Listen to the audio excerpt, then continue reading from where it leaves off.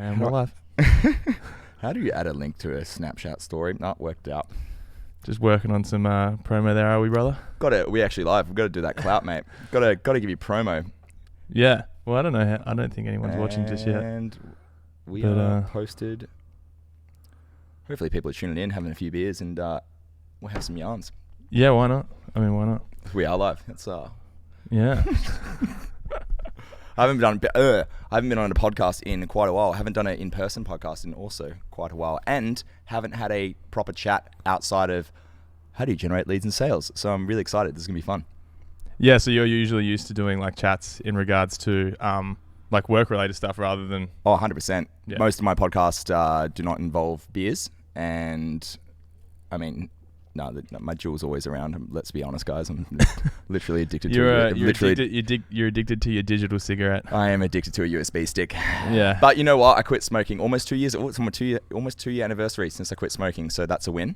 Congratulations. Would say that this jewel is incredible. I love it so much. I always lose it. You're far more addicted to that thing, though. Oh yeah, we were talking about this the other night. You are fucked when it comes to that mate. The thing with the jewels, right? Like they're so fucking good, but like. And I feel like nowhere near as carcinogenic as smoking cigarettes and smoking Taylors. But because they're so easily accessible, like, bro, and you know better than anyone, like you've spent a lot of time with me. We've been on holiday together. We've been working together. We've been in meetings together. We socialize together. We party together. And this thing is pretty much attached to my mouth.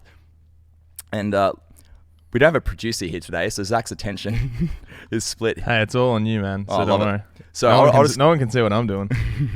I'll just keep talking smack whilst I'm just working behind the scenes. We're all good. But yeah, welcome back to the Full Monty with Monty, everyone. I am Monty. This is Paul Ramondo, and Paul works in social media marketing and is also a YouTube vlogger and public speaker. Yeah, take it away, Paulie. Yeah, what's up? What's going on, everyone? Tell us a little bit about what you do. What do I do? Don't bore us though. Look, it's all. You're a bit of a snooze fest sometimes, brother. a bit of a snooze fest. Yeah, you bore the fuck out of me a lot. Yeah, look, mate, that's the thing. See, every time I hang out with Zach, I always have to. Zach and my other, one of my other best mates, Ryan, I always have to slap both their hands because they are both attached to their phone devices. Not true. That's fucked up. That's not true. What, I'm not attached to my phone. I'm not attached to my phone. You're not attached to your phone? No, never. No, never, not at all? No, never. Not you? No. I'm working all the time. That's what I'm doing. You literally have a conversation with Zach and he's like, yeah. And then bing, bing, bing. Yeah. Hey, Paul. Popular. No, I'm joking. Yeah, that's a complete lie. And the shit talking has begun already. Wait, these Bud Lights are nice. I was saying in the vlog before, and here comes the first plug. If you're not already subscribed, go ahead and head on over to YouTube.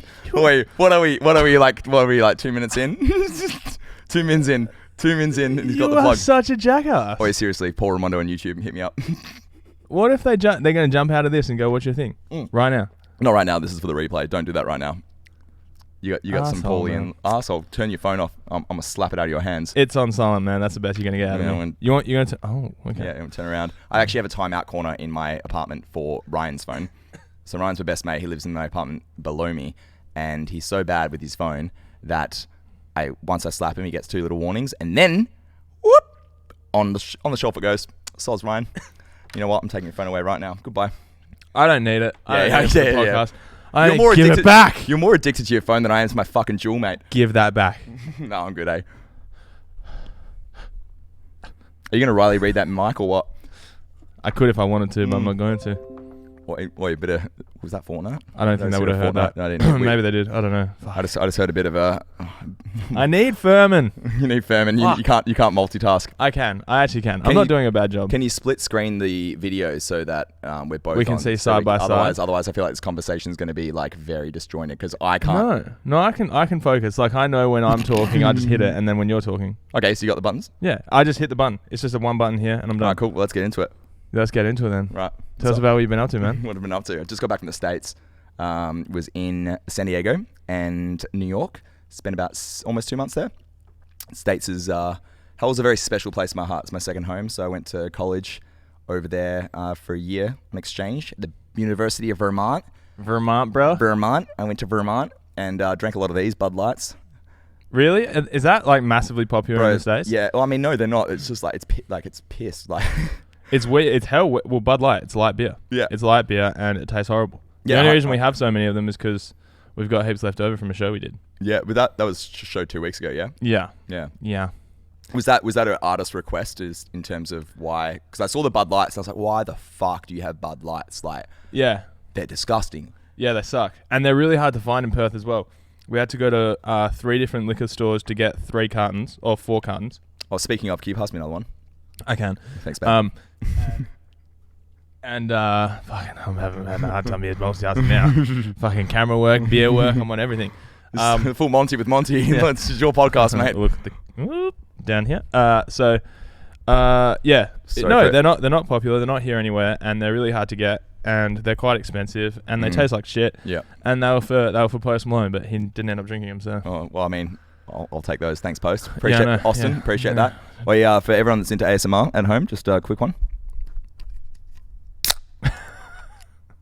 What does ASMR stand for again? Audio something.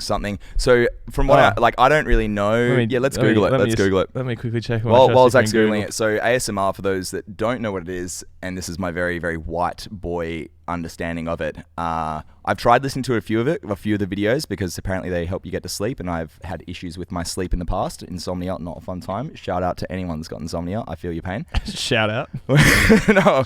Shout out to anyone that's got insomnia. So basically ASMR is when you talk into the microphone like this and you make noises. And then for certain people, it activates this like tingly feeling. And if you wear like 3D headphones, you can like, it gives you like full on chills and tingles up your spine. And yeah, like I tried to get into it and then didn't really do it for me. Tried different headphones and then it was just kind of, it's a bit weird. It is different. And what's not weird, it's different. What's the definition over there saying, Zach? Look, I'll bring it up on the big screen. Autonomous sensory meridian response. Yep. And then ASMR signifies the subjective experience of low-grade euphoria, characterized by a combination of positive feelings and a distracted, static-like tingling sensation on the skin. It is most commonly triggered by specific auditory or visual stimuli, and less commonly by intentional attention control. So I don't really know what that means. Basically translation is like it's a bunch of like sometimes you talk like this. Okay. You're gonna feel something happen. Yeah, that's literally my understanding of ASMR, but didn't really do it for me. But it's kind of like I want you to relax and breathe deeply and sleep. Yeah.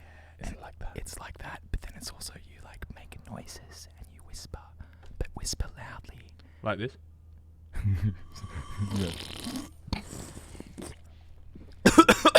Choked my fucking beer. Anyway, that's ASMR. I feel like this is going to be the most ADD of conversations you've ever had in your podcast, mate.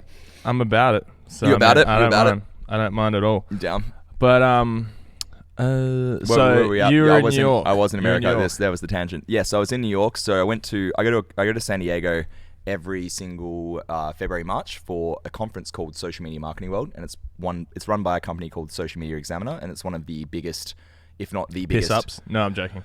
It did seem like you were drinking a lot, though. I'm not gonna lie. Every snap I got from you was this: Paul's drunk. Paul's drunk. Well, and you speak in third person when you're drunk. Do I? Yeah. Oh, really? Yeah, you say Paul's drunk. I'm delightful. It's not a bad thing. I'm just saying it's something Paul's I've noticed. drunk. Paul's drunk. You are right. You're not wrong. Yeah. So there's a fun fact about me. Yeah. So Social Media Marketing World. It's one of the biggest, if not the biggest, social media marketing conference in the world. It's held at the San Diego Convention Center every February, March, and this year is my 4th year, and I've made a bunch of incredible connections, a bunch of amazing experiences, and learnt a bunch, and I thoroughly look forward to and enjoy going back every year. And yeah, it's just, you learn a lot. And the thing that I found about the conferences, because I speak at a lot of conferences as part of what I do, and the thing that I found about that conference, it's like hands down the best conference that I've ever been to or attended in my life. And it continues to be. I mean, the first 3 years they had the opening, the second night networking drinks on the USS Midway, which is an aircraft carrier from the Second World War, if I remember correctly, that's been like retrofit and turned into a museum. And like it's just so cool. That is pretty cool. And there's a thing, and it's really cool to also, because I've got a lot of digital relationships given what I do, and it's really cool to be able to take those digital relationships. You mean like over the net sort of? Yeah. So you meet people, you slide in people's DMs professionally, you slide people's LinkedIn inboxes, Facebook Messenger, emails, like, just networking, and then being able to put like a face and an experience, and then also for me, not that this is gospel, it's just my opinion, but for me, I feel like being able to just hang out in a social environment, in a social setting where there's no real work pressure, and be able to connect with people is it's really, really fruitful for business. And I mean, this last trip, a shout out to Mr. Gavin Bell at Mr. Gavin Bell on Instagram.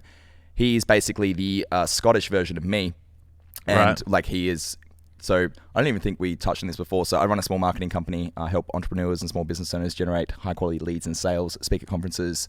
I've been in the industry for 10 years. I can actually unpack that in a bit because our roots are very, very similar. I don't even think you know this story, so we can touch on that in a sec. Really? Yeah, bro. Like, I got started in marketing because of MySpace, bro. Yeah, bro. And events. We'll get to that in a sec. Okay. So Mr. Gavin Bell and I literally, he's like my Scottish not doppelganger, but doppelganger, like in terms of profession. Counterpart, yeah. He vlogs. He helps entrepreneurs and small business owners generate high quality leads and sales using Facebook ads and digital marketing funnels.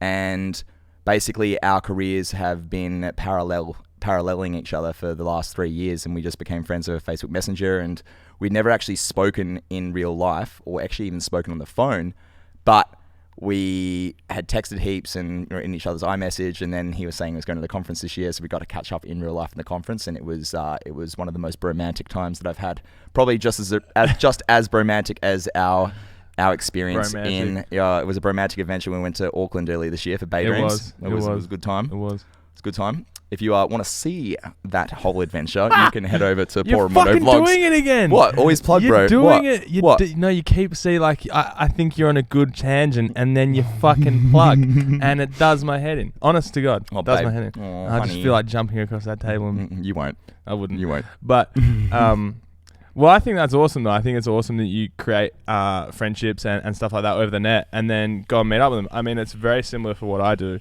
And then when you finally bump into them, you're either like at a festival and you bump into like an agent or a manager, and you've been talking back and forth with them for months, maybe years.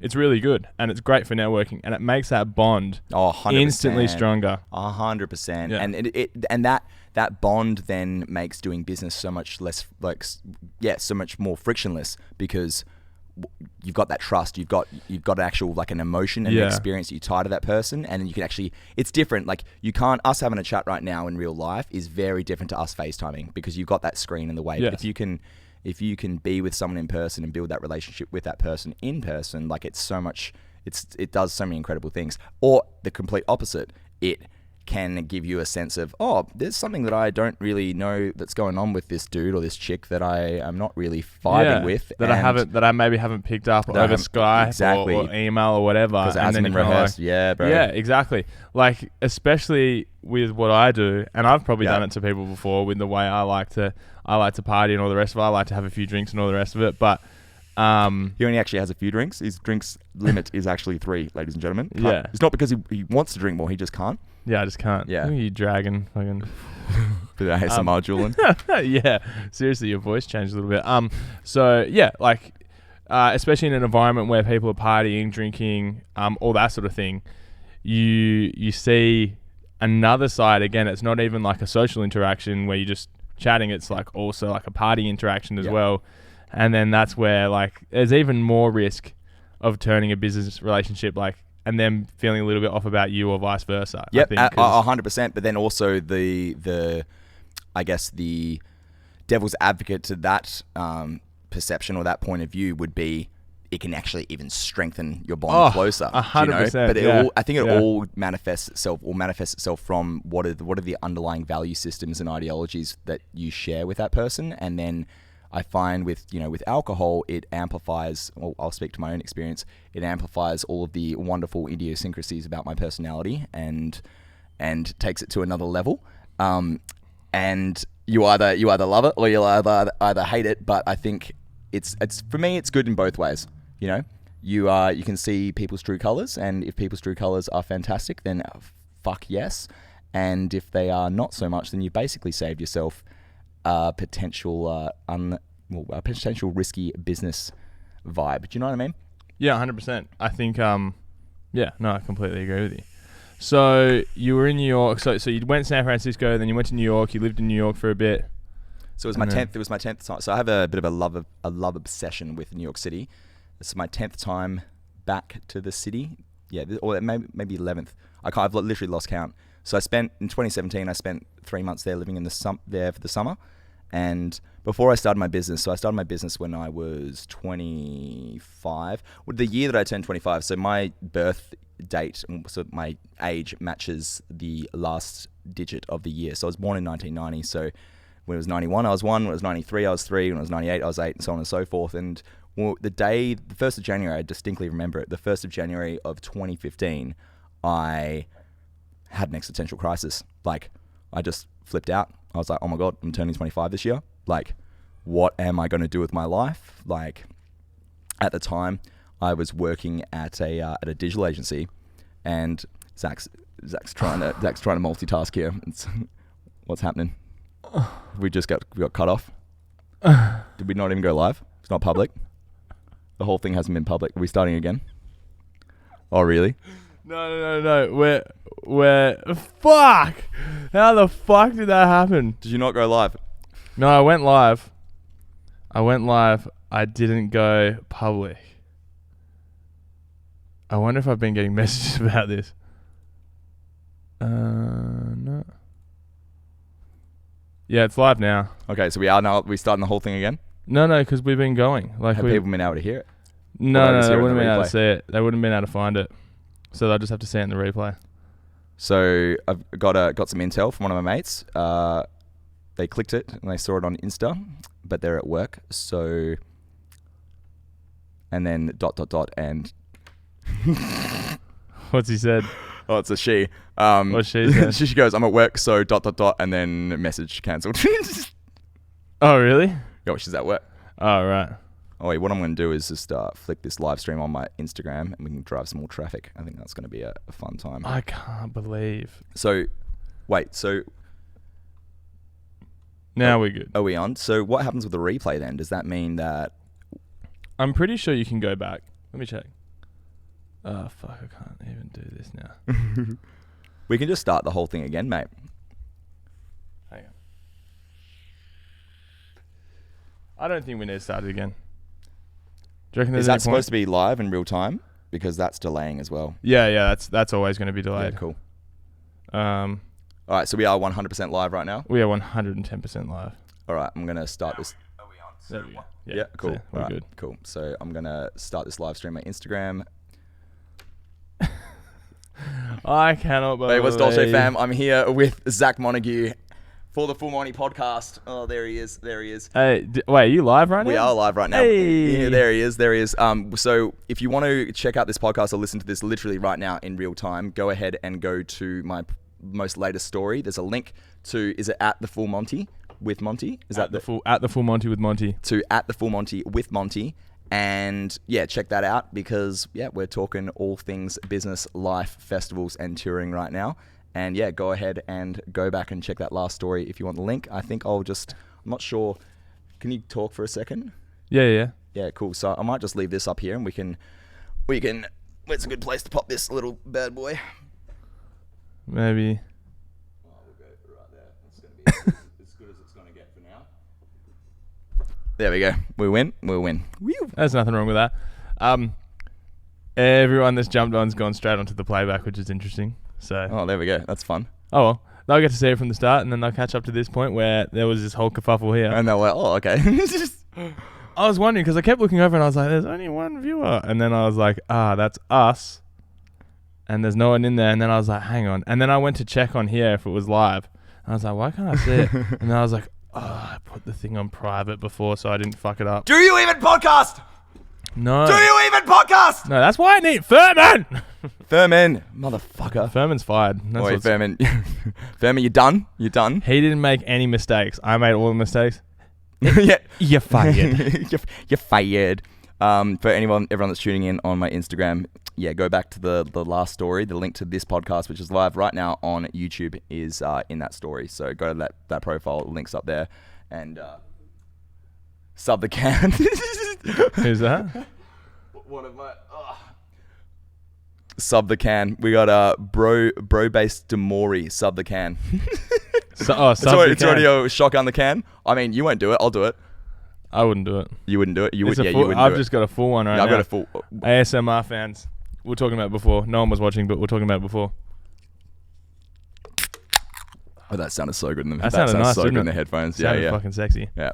All right, I'm going to get off this live stream. Everyone that's watching, go ahead and look at the last story that I just posted. We'll probably be live for the next few hours. So if you see this like a replay, go back to my few hours? Okay, 5. We'll be live for 5. You want me for 5 hours? I'll have you as long as I want, baby. I don't know. All right, let's get into this chat. All right, love you guys. Mwah. All right, fuck it, Paul. I want to ask you a question, man. All right, let's just get into it. Technical difficulties are over. You've worked out everything. We are on. You know what? I don't care about your trip to New York. You don't give a shit about my trip to New York? No, I don't. All I want to talk about all that was filler while Zach worked out the technical issues. All I want to talk about is mushrooms being legal or decriminalized in Denver. Wait, there's something in the water there. There's something in the water. Okay, all right. I have a question. Okay. They're ahead of the curve, man. Okay, so is the fact that mushrooms have become legalized or are about the laws passed, right? So I believe from what I read online that it's going to be narrowly too 50.6% of the votes. The way of the mushies. Oh, I love that. Okay, so do you think that there is a correlation? Okay, so there's a few things to consider. Is there a correlation between the fact that they were the first state in America to legalize recreational marijuana, and do you think there is a link between that legalization of that recreational marijuana and people's minds being more open to psychedelics as a form of recreational drug, literally a mushroom, other varieties of said plant we eat every single day? We throw it on our pizza, we throw it in our salads, we throw it in our food. Do you think there's a link, Zach, between the fact that marijuana being recreationally legalized for a few years now has made people more open-minded, and that's what's led to this legislation now being passed, albeit narrowly? Or do you think that the fact that they were the first state in America to legalize marijuana says more about the social zeitgeist within that state than it does about anything else? Or do you think it's a bit of column A and a bit of column B? Give me column A again. So column A is everyone's been smoking weed there legally for 2 years. Let's call it 2 years. I don't need pull me up on it, but I don't know. I feel like that's the kind of your guesstimation, right? Yeah. So, and if clearly they're forward thinking because Denver was one of the first places to actually get marijuana legalized, right, in the whole of America. I think it was the first. Well, yeah, I believe it was the first place to get recreational marijuana legalized, not medicinal, recreational, full-on state recreational marijuana legalized. Yeah, it was because remember South Park did that episode. It was so good. South Park did the episode where they used KFC as the analogy for. Was that right? If I remember correctly, they used KFC as the analogy for marijuana, and like Cartman's like. Yeah, I can't do a Cartman impression, but like Cartman's like become the KFC dealer. Fat ass cat. And yeah, they use that as an analogy. Anyway, I digress. So column A, Zach, was what you looking up? I'm checking it, but keep talking. I can do two things at once. Okay, so column A was. Do you think that it's because they voted it first, or do you think it's because they've been smoking weed for 2 years? Or 3 years, however long it's been. Yeah, so column A was like, do you think that because they've been smoking weed for 2 years, and stereotypically, not that I would know because I don't smoke weed, but do you stereotypically think that the more open-mindedness that begets marijuana smokers, so I've heard, has made that transition into psychedelics more legal? Or like easier? Mm-hmm. Or do you think that there's something in the water, or do you think it's more of a commentary on the overarching social zeitgeist surrounding the people of Colorado that led to marijuana being legalized, and then this was just the next logical step? You'd have to say it's Colorado. Yeah, the First, yeah. And then maybe because they've been so used to the idea of marijuana for a long time now. Yeah. Well, 3 or 4 years, I think it is. That it has to be something to do with the state first. Then maybe column B a little bit. No, column A a little bit second. Or do you think the politicians were just like, yo, we can tax mushrooms and that's going to be pretty like not very harmful? Let's go. Well, there is also studies to suggest that using mushrooms, especially sometimes in high dosages, can help with PTSD and stuff like that. So I was actually talking to my friend Riley the other day. Oh, I love Riley. Riley Tonkin, shout out. Most incredible, beautiful human being you'll ever meet. Oh my gosh. The tallest motherfucker going around as well. He is thick. I mean, tall. Yeah, tall. Thick. With 2 C's. What is that? You keep doing with 2 C's. No. So, yeah, and he was saying Riley Tonkin, if you're not already followed. No, Riley. What's his middle name? Trezise. I should know that. You should. He's your best mate. Yeah, I know. No, Riley Trezise Tonkin. Legend. I don't know if he wants to say it on the podcast, but okay. So yeah, there's studies to suggest that that high doses. So people who meditate, right? Yes. 10,000 hours plus. Yes. Can experience similar sort of visualizations to someone who's taken a high dosage of mushrooms. Yeah. Fuck, this is the worst recount of what Riley was telling me. But anyway, and there's a doctor that Riley was listening to the other day, which I also don't remember. If Riley's listening, fucking message me, Riley, and tell me, that says that you could either do the 10,000 hours or you could do a high dosage of mushrooms. So you could do the 10,000 hours of meditation and a bunch of... That's a lot of meditating. And a lot of psychiatric treatment to get over something that caused like severe PTSD. Yes. Or he believes that one high dosage of mushrooms. So like a fucking hectic trip. Like a lot. Could potentially do what you could do in all that time. Yeah. In one session. Yes. So I mean, in terms of speeding up the process of getting over something, they do believe mushrooms and some psychedelics can do it. They also use ketamine in America already. Yeah. I was watching a YouTube video the other day on Laugh, L-A-W. I forget how to spell it. He used to be a prank channel, but now his podcast is pretty cool. There's this girl, L-A-W-F. L-A-W-F, yeah, Laugh. Or there's another letter in there. Anyway, he had an interview with this girl. Her name's Jane. And she had some really, really, really traumatic stuff happen to her in her adolescence.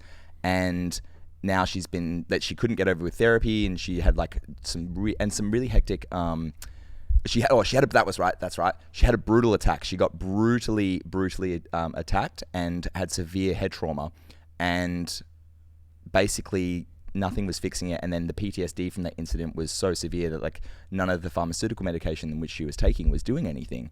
Right. And now she's on ketamine treatment. So she basically gets ketamine dripped into her arm via IV in the doctor's surgery, and like very, very like proper dosage. And she basically goes on a ketamine trip as basically as therapy for her PTSD. Right. Yeah. That's it's a really good, really interesting podcast to have a listen to. And I definitely would have paraphrased what I learnt in that podcast. It was probably 3 or 4 months ago that I listened to it, watched it. But I also remember being like, yeah, I think it's really cool. And I think it's also an interesting commentary on alternate forms of therapy. And also, if we go more macro, like, not to get all conspiracy or anything like that, but it's like, you've got the pharmaceutical companies and they're doing their thing, and they have been doing their thing. And, we've got this stuff that's with mushrooms and with marijuana. Like, you've got these naturally growing substances. I sound like such a stoner. You've got these naturally occurring substances which are of the earth, which aren't manufactured, which are like I said, of the earth, and they've been criminalized. Yet there are so many therapeutic benefits to them, and I think it's really, really cool that you've got the state Colorado pioneering this almost not social experiment. It's kind of like a microcosm for the overarching impacts that these kind of drugs or these kind of therapy or these kind of alternate forms of recreational drugs, because alcohol is a recreational drug in the same way that marijuana and mushrooms are, if you want to look at it that way. I think it's a really interesting microcosm for what could potentially be possible in mainstream reality for the rest of the world. And also, with Colorado, it's kind of like a domino effect. One falls.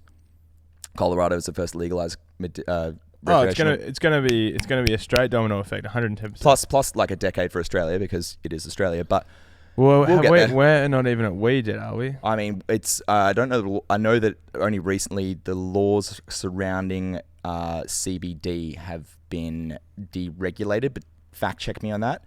I know the laws are Australia CBD laws. Yeah, they're starting to change. Here's the thing with that as well, because this triggers me, right? Like, so I believe, and this is a year or two ago, and again, I'm getting deep in my memory bank, but a few years ago, or maybe recently, there was a father or a mother, or maybe the couple, I forget, and they got caught, they got in trouble, like legal trouble, because their child, like a very young child, was suffering really hectic, like epileptic fits, and none of the pharmaceutical drugs were of benefit to them. You know, none of them were doing any job. And it's also like, you don't want to be pumping your kid that's like growing with all those pharmaceuticals, and none of it was doing anything. And then they discovered CBD, and it completely just treated all of the symptoms. And then, if I remember correctly, they then got in trouble for literally like helping their sick child. Could you imagine, bro? Like, there's this, and you're legally not in Australia. Like,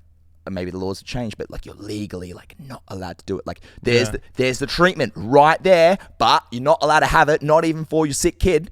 Nah, because the law says no. That's fucked, man. That pisses me off. But it's annoying because, from what I understand, CBD oil has no psychoactive element. Well, that's it. That's exactly it. So what does it do besides help? Like, exactly. Personally, I don't know of any negative long-term side effects of using cannabis oil, but I mean, I'm not sure. But from what I can see here, my friend, it is legal in Australia, but under special access. Anything with CBD in it is considered a scheduled product. You need to go to your doctor, and they have to have a special approval from the Department of Health to prescribe this particular type of prescription. So it seems the laws have changed, so you can get it under prescription. Oh, that's good. That's good. But I'm not sure how like, I'm Googling, so I mean, I still don't know.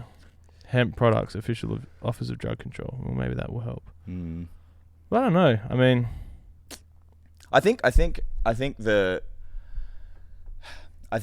because we've gone down a rabbit hole here, Zach, I think, how do we start on this? Denver legalizing psychedelics. So Denver legalizing a naturally occurring substance that is mushrooms, and it'll be legal in a few months. I think it's a great step moving forward. And I experimented with mushrooms when I was in college. Fun fact, first time I ever did mushrooms was in an igloo.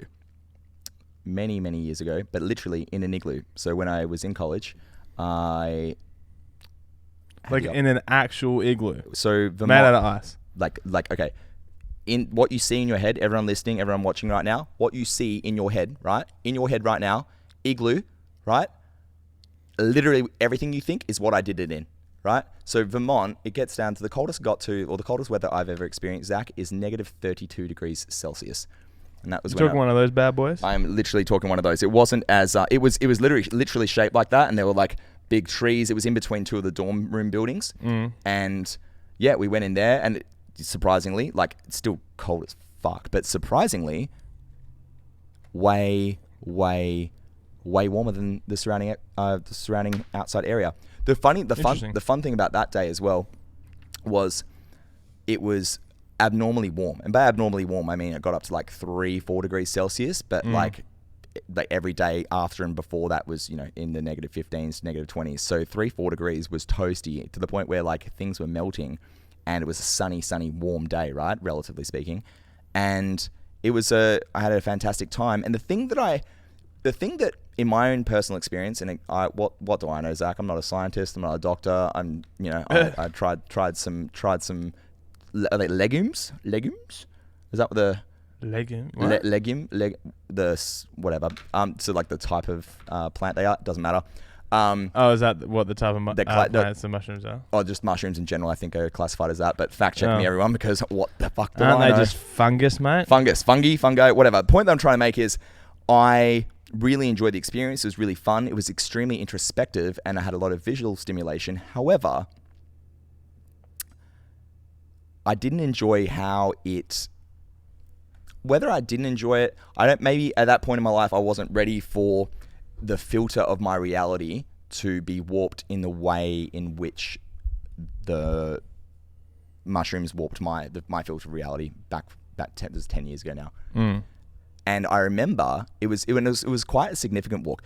It's quite a significant warp, rather. It was a warp in the sense that my frame of reality was different. I was still seeing reality, even like when I was sober. I remember the 1 to 2 weeks afterwards, my frame of reality had completely shifted, and it was extremely introspective, and I saw things in a really, really different way. Now, whether that's just a personal experience-based, somewhat clouded, uninformed, uneducated view that supports that being potentially therapeutic in terms of treating PTSD, don't know. But in my personal experience, it was, it made me think and consider things a lot more than and in a very different way to what I had been experiencing and thinking about things prior to that. Right. Interesting. But yeah. Yeah. Well, I've had some drinks before. And that's about it. Anyway, I'm glad you shared that though. Thank you. I feel like, I don't know. I feel like one thing that really annoys me is that there is, you got me triggered. Zach's smirking because Zach knows what's about to happen. Paul's about to start ranting. And I don't get to talk about these things on other podcasts because it's like, oh my God, how do I generate leads and sales for my Facebook ads? There's a lot more to me than Facebook ads and my vlogs, let me tell you.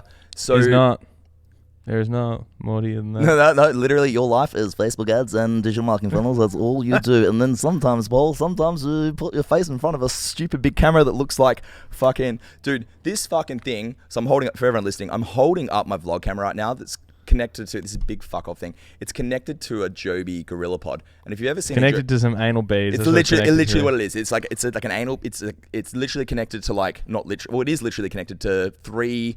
sets of anal beads, and that's what you use to like hold it up and frame it and stuff. So literally when I walk around the city talking to myself, which within itself is a weird thing to do. Like, I don't know if you've been there when I've been vlogging. Well, this is actually something I want to ask you. How the fuck did you get comfortable doing that? Because I remember when we were traveling around Auckland and stuff like that, if other people were around, I found myself feeling, awkward, not embarrassed, awkward, because I knew who I was talking to in the camera sort of thing, and I understand how that all works. But I think it's just something that takes a bit of time to get used to. Yeah, so think about it this way. Like, back in the day... there's so many things to say. It's not weird for you to hold your phone up, right? So it's not weird for you to hold your phone up in public and FaceTime or Snapchat or Instagram story... or whatever, but that used to be weird 3-4 years ago, right?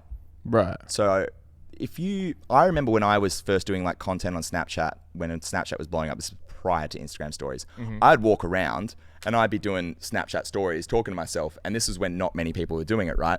Yeah. And I would feel weird, and then you'd get everyone would look at you, like, what is this guy's talking to himself? What's this guy doing? Like, and this is when everyone had smartphones. This is like, around the era of like iPhone 5, iPhone 4, iPhone 5, right?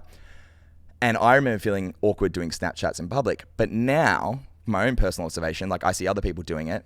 I've evolved from there. Like, I literally carry around this big like set of anal beads with me and I vlog with it, but completely different kettle of fish. But the point that I'm trying to make is like, I think it's all about your own introspective perception of what you think other people think about you and what you're doing. So in the same way that I've felt awkward back like 5-6 years ago, Snapchat storying my friends when I'm around other people was the same feeling that I have or had. I've recently gotten I've been doing like 14 episodes in a row now, like 14, maybe 15. A lot of episodes, almost 15, 16 episodes in a row vlogging, and I vlog everywhere. I vlog on planes, I vlog in bars, I vlog at shows, I vlog at festivals, I vlog in front of like famous people, I vlog in front of like teenagers, I vlog in front of kids, I vlog in front of old people. And here's the thing that I've realized.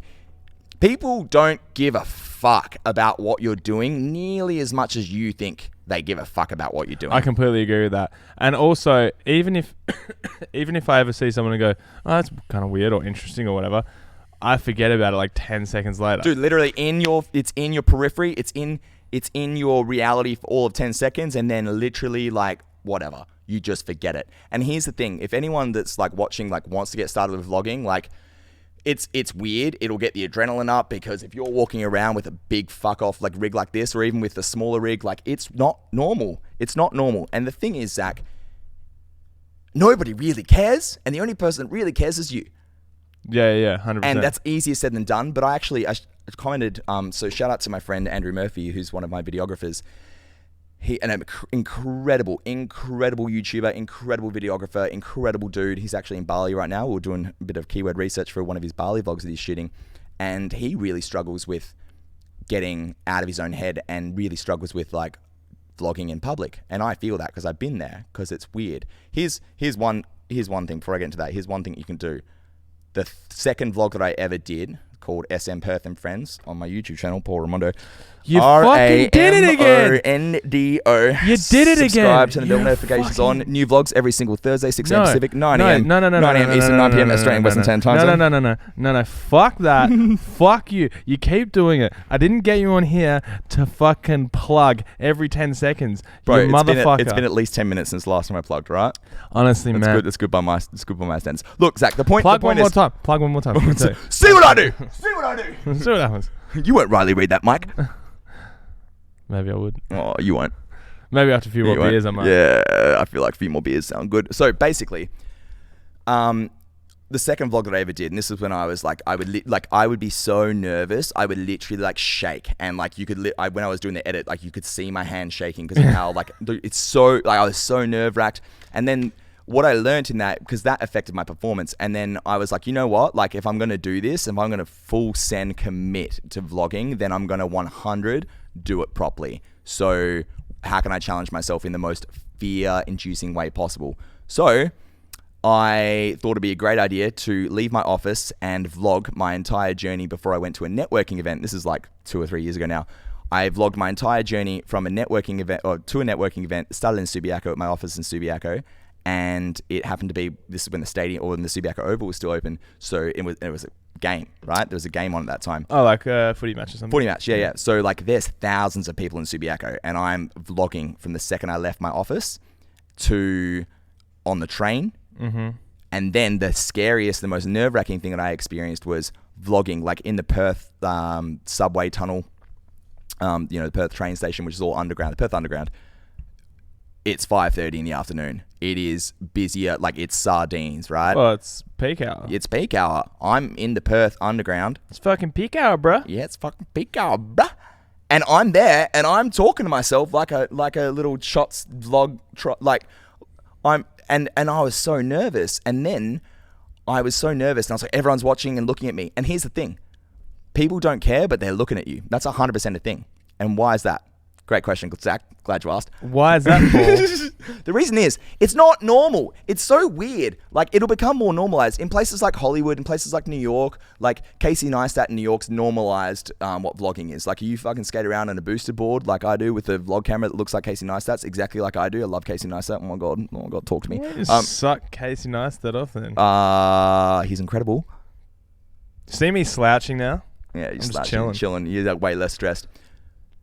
The thing is, in a just whatever. Just whatever. In a city. Thank you. I'm getting on to a good point. You're interrupting my rant, Zach. I'm sorry. I'm actually really enjoying it. You've been a naughty boy. In a city like New York or in a city like Los Angeles, it's so normal. But in a city like Perth, or I've vlogged in Melbourne, same thing. Now, it's people don't care. They'll forget it within 10 seconds. But if you carry around a vlog rig like that, it's a natural attention begetting thing. So people are naturally going to look at it anyway. In the same way, and this is the biggest tip that I have. If you're nervous about vlogging in public and you're nervous about what people think, one, they don't give a fuck. That's some internal shit you got to work on. Get over it. I've been there. It sucks. You just got to push through it. How about you build a bridge and get the fuck over it? There's that. But then there's two. What happens? So have you ever seen news being recorded live, or a journalist, like you're walking down the street and there's a big 9 News or a 7 News like set up there, and they've got the journalist, they've got the producer, they've got the filmographer. Yeah, 100%. What happens to everyone that walks past that setup? I fucking walk up behind the camera. They walk up behind the camera. They lean over the reporter's face and they say, "Fuck right, pussy." Oh my God! I thought we were doing that. Sorry. I thought we were doing that. Sorry for that. I thought we were doing that at the same time. We got too excited. No, I was just gonna let you do it. But I thought we were gonna be in sync, mate. Everyone at home's ears are bleeding. Actually, including mine. Let me just drain the blood out of my ears. Oh, my ears are a bit sweaty. Actually, yeah, mine are too. Need some ventilation up here in Flick Promotions HQ, mate. Well, you need some. What you want little fans on your fucking headphones? Fuck you. No. So anyway, yeah. So when you see a reporter, I completely agree. And you're so intrigued by what they're doing, but you walk off, and 10 minutes later, you're kind of like, eh. You don't even remember it, right? So it's the same thing, and that's how I look at it. Like, when you're doing this stuff in public, like you've got this weird contraption in front of your face, and you're talking to it. And then if you're concerning yourself with what everyone else is thinking about you, the irony is you're talking to your audience. And if you're not focusing on talking to your audience, then you're doing your audience a disservice. So who do you care more about? The people watching your videos, the people watching you make your videos? Well, I feel like this is a bit of like This is a rhetorical question, right? Yes. So that's been one of the most helpful frames that I've used to get over like that anxiety around like vlogging in public. I like it though. I mean, I think you're great behind the camera. Oh, thanks. I think you are. Yeah, you definitely don't care about anything else going on around you. Well, Not to a point of being like disrespectful or anything. You just you. don't. Actually, you know what, Paul? You are disrespectful. You're loud. You're rude. You swear a lot on your vlogs. You swear all the time on your vlogs. This is some fake news right here, mate. No, it's not. It's like a Zach Montague feature. It's almost like porn. And you put it on YouTube, and kids watch it, and kids watch your videos.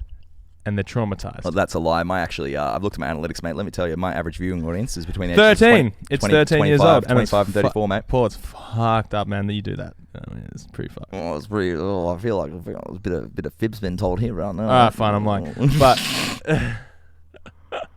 no, I like taking the piss. No, but you're not disrespectful or anything like that, and you're very confident. And I like how you do your thing behind the camera.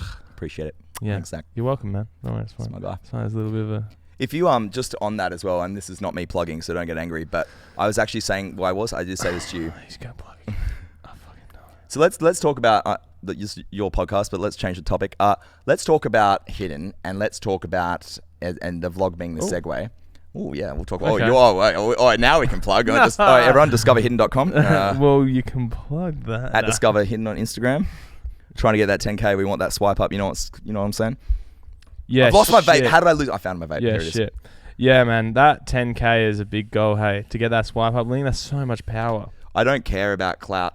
Clout's important to an extent. I don't care about vanity metrics, but I'll fuck for clout though. Yeah, I'll fuck just about anything for clout. Oh, yeah, it's true. I've seen it. Yeah, I'll fucking smash for clout.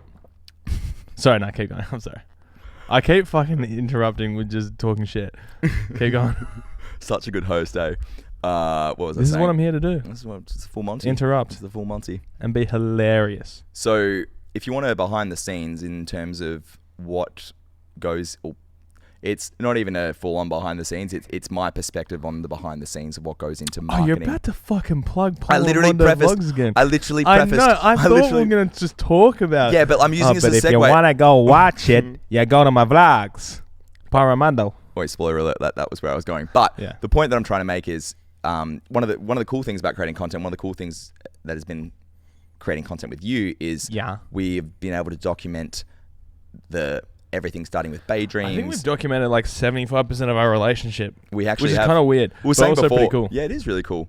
I actually think it's dope because we'll be able to look back at these times fondly. Cute. I know. I'll look back and when I hate you in a few years' time, I'm going to look back and go, man, weird. What happened there, you know? Yeah, and if you want the R18 version of the vlogs, just head over to my RedTube channel.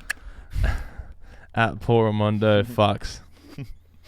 So instead of Paul Ramondo vlogs, it's Paul Ramondo fucks. But yeah, it's really cool. I think that's really cool, and it's also really cool because you can watch the whole journey. I'm not even trying to plug. I'm just trying to share a memory. No, I feel it. No, I'm just joking. I just pulling the piss, man. Keep going. It's cool because like the whole preparation, all of the stress and the anxiety, and then the teamwork and the strategy and the implementations and the international phone calls and FaceTimes, and then the actual festival itself, which almost didn't happen. Can we talk about that? You want to talk about Brisbane? Do you want to talk about Brisbane and Auckland, bro? Oh, and Sydney to a certain extent. Oh, yeah, and Sydney. But yeah, Sydney's another kettle of fish within itself, though. Yeah, let's talk about Brisbane and Auckland for sure. Right. Let's go. Let's dive deep. You fire away. All right. So for those that don't know, I'm sure if you listen to this, you know what Zach does. But for those that don't, Zach runs a festival called Discover Hidden. this year, let's talk about how we met. Our relationship actually started as a byproduct of both of our businesses, and then since then we've become. I mean, you're right. I wouldn't say like I like you, but like you can't. I use you for your service. Yeah, it's the same. Yeah. Same. Yeah, like you give me these free Bud Lights, and you give me content, and I give you some ads, and it's even. I mean, but the ads. I mean, they kind of. Yeah, look. Look, if you guys honestly out there, if you're looking to spend money on someone to do your Facebook ads for you, just avoid Ramondo Media. Yeah, that's a plug and a half. Yeah. No, I'm just joking. No, but keep going. Okay. Yeah, no, but we met through AJ. Through AJ. So this is a fun story. So the funny thing about AJ and I's friendship is that AJ and I literally met on Levers in Dunsborough in 2007. And fuck, you are old. Yeah, I know. I'm old. Graduated in 07, yo. Goddamn. And that's how we've been friends ever since. And Andrew works in advertising in Perth, and we work in similar industries, and we're mates, and basically connected Zach and I. And I remember the first email. Do you know when like you just like send like someone an email or like a text, and you can like just appreciate like the kind of person and human being they are, just in terms of how they frame and talk about things, or like they structure an email. That was the vibe I got with Zach. And I was like, yo, this guy is an absolute asshole. I don't want to work with him. Yeah, but not really. But he pays all right. He pays all right. I'll take your money. That's fine. And yeah, but no, really, never gotten. I mean, I've gotten a lot of lovely emails, but that's definitely up there with some of the loveliest onboarding emails that I've ever received. I respect that. Oh, dude, like you can write an email. Let me tell you. I respect that. Yeah, I try to. Among other things, Yeah. When I want to be nice, I can be. It's very true.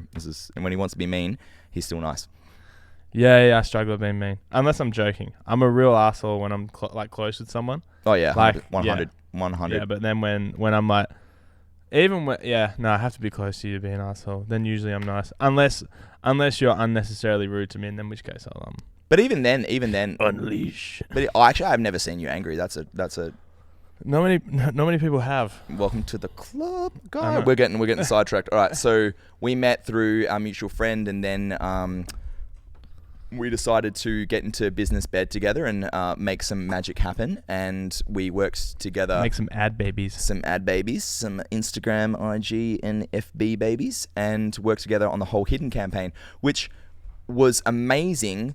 However, I feel like I was having this conversation with a friend yesterday. Like, Zach, like, I don't know how many people know this, but you and the Hidden team, and by extension Ramondo Media, like, we were dealt a big fuck you from the weather gods, my guy. Like oh yeah.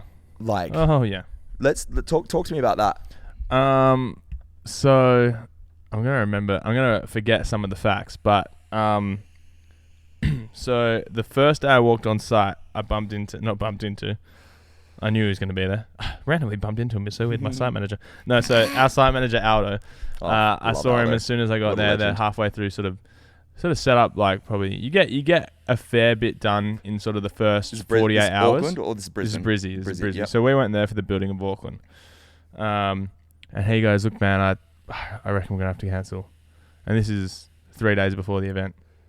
I'm like, you fucking joking. Like, that's funny. Yeah. Go on. He's like, pull my leg. He's like, no, have you seen the weather report? I was like, no. He's like, there's a cyclone hitting Brisbane Saturday morning. And I was like, yeah, you're joking. And he was like, nah, man. No, like. And there had not been a cyclone in Brisbane for like decades. So there hadn't been a cyclone that had breached the shorelines of Queensland, I believe. Yeah.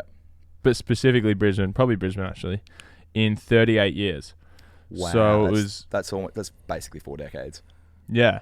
So and it was scheduled to. It was. I mean, look, the thing had like 150 different paths it could have gone on, but the most likely path, which I don't know quite how the media decide which path or how.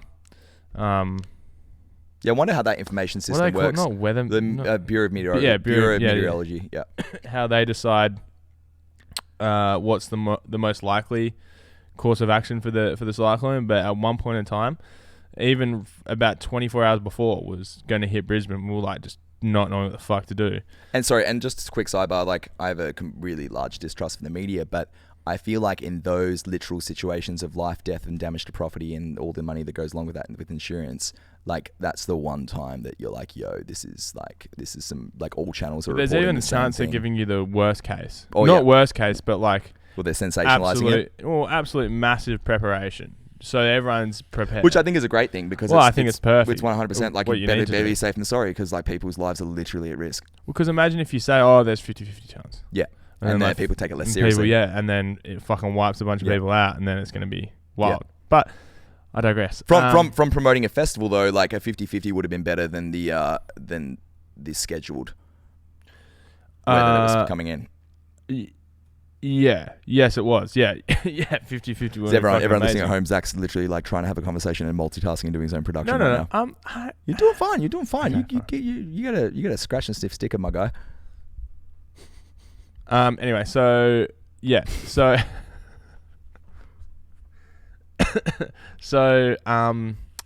you fucking threw me off, you asshole. We're talking about weather, 50-50, promoting a festival. You get to the festival, Aldo's there. Yeah, so this was the funny part about it all.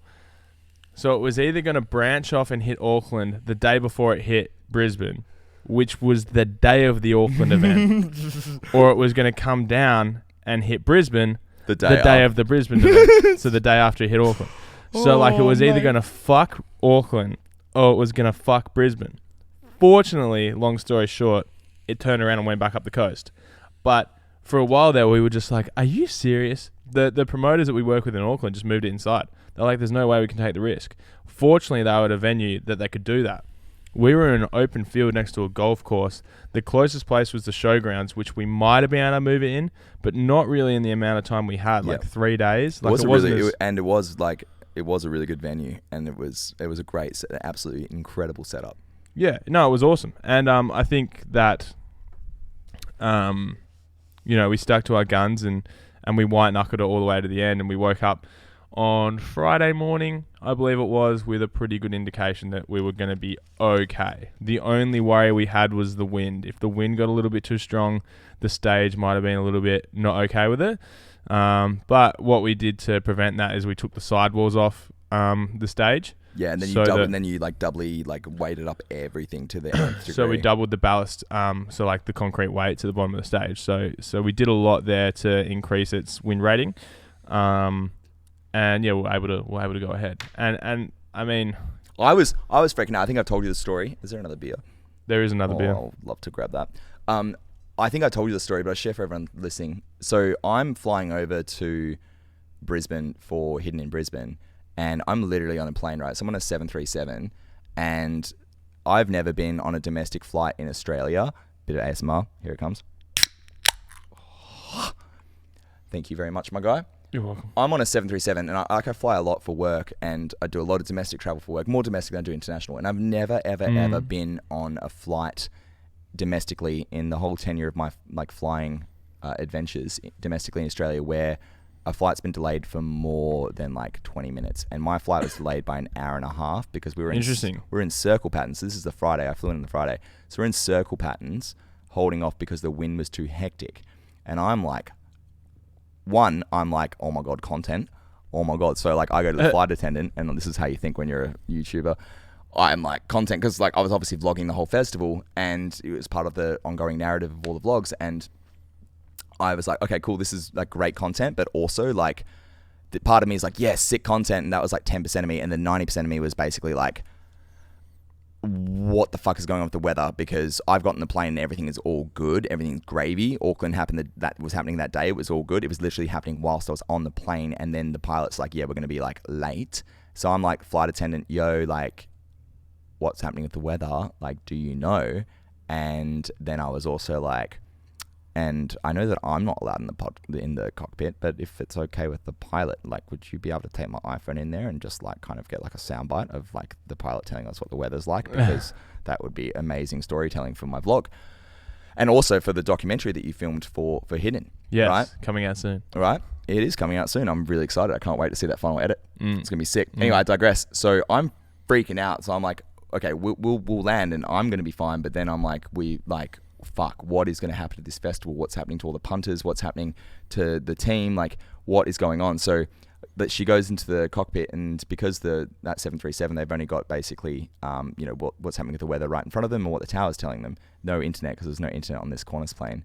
And so I basically spent like a good hour of that flight being like, oh my God, is hidden not happening? Is this cyclone actually hitting? And like, what are the actual chances? Like 38 years, like what are the chances in 38 years, the first time you decide to take a festival from Perth, national, international, that a cyclone threatens both festivals or both events, so both dates for said same festival, of course, across the course of the same weekend? Like, what are the chances? Yeah, I mean, the festival copped heaps, right? We got the New South Wales changes, which was interesting. Oh yeah, man, that was a fun time, wasn't it? Couldn't that happen? Okay, so let's explore that for a second, and correct me if I'm wrong. Mm-hmm. So there was changes in the New South Wales legislation regarding festivals. Correct. In terms of the amount of police that have to be present at the festival to ensure safety. Just the amount of safety measures in general. Yeah. So ambulance, police, all the rest of it, that sort of thing. Now, so that law came into effect on the 1st of March, correct? Yeah. So I actually forgot about this part. Yeah, so how fucked is this? So in terms of like being dealt a bad hand for a festival, right? Like, for this just, it breaks my heart, but it is what it is, and it's business, and you got to do what you got to do. But here's the thing, man, like, what are the chances of not only a cyclone that has not breached an Australian, like Queensland shoreline in 38 years being like breaching, like on the day that your festival is running? 1. 2, what are the chances of that same cyclone actually going the other way the day before to ruin your other event in Auckland? And 3, what the fuck are the chances of the trifecta of you being dealt both of those two weather hands whilst also being dealt the change in legislation in New South Wales, which came into effect the fucking day of you running the event in Sydney? Day before. The day before. So, wait, does that mean that if this was a leap year this year, no, you still would have been screwed? Because even if we had that extra day, March 2nd, yeah. But the interesting thing is when they bought the March 1st, so they were like, the date it's going to take effect is March 1st. This is what they said about 40 days before our event. And this was just basically, it was a talking point, and then they decided the legislation was passed, and well, that doesn't need to be passed. So they don't change legislation. They update and review current legislation and change the rules, so they don't have to pass any sort of. I don't believe there was any voting that took place on the matter, besides internally. Maybe, I'm not sure. So March 1st is when it came into place. 40 days prior is when the notice was made. Basically, it could have even been less. And then the best part is the new festival license you had to get as a festival operator. The license had a minimum turnaround of 90 days. So immediately we were just like, well, that surely can't be right. Yeah, because I mean, like our 40, festival's 90, in 90, 40 days. Yeah, 90 minus 40 is 50. So you got a 50-day leeway. We good. No. As in, like, it's a minimum. So, like, you must apply outside of 90 days to get your festival license. Like, that's like... So, and we were 40 days out. So we were just like, well, that can't be right, surely. So turns out that we were able to get one a lot quicker, and it was, we actually got one through the venue, fortunately, that we were at, I believe. I'm not quite sure. Yep. Logistics. Site manager. Yep. Dealt with a lot of that. Outside. Or dealt with almost all of that. Yep. He did an amazing job. That was Aldo, yeah? Aldo, yeah. Shout out Aldo. Shouts out, my brother. So that happened. We lost an act on the lineup, Ski Master Slump God. Oh, that also Troy happened? Boy broke his ankle the day before he started the tour. What else happened? So there was like the double cyclone, the laws changing, Ski Master Slump God, Troy Boy breaking his ankle. I think there was one or two other kind of shitty things that happened as well. Not shitty, just out of control stuff, and like just things that added to the whole story, I guess, which is good in a way because we documented it all on it, and it will make for an interesting storyline. But at the same time, it's going to be an amazing. I would have preferred to live without the stress. 100. But also, it still went amazingly. Like in terms of how the festival went and the brand and everything like that. 100%, and the way in which like. So I went and did a bunch of. I think I told you this and not only that, Zach also like.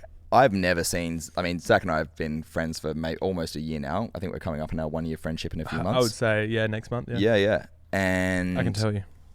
Yeah, you can pull out the email. Let's not do that because you're gonna get distracted and then and then it's gonna affect the quality of the convo. Yeah, that's my boy. So yeah, now I've gotten distracted.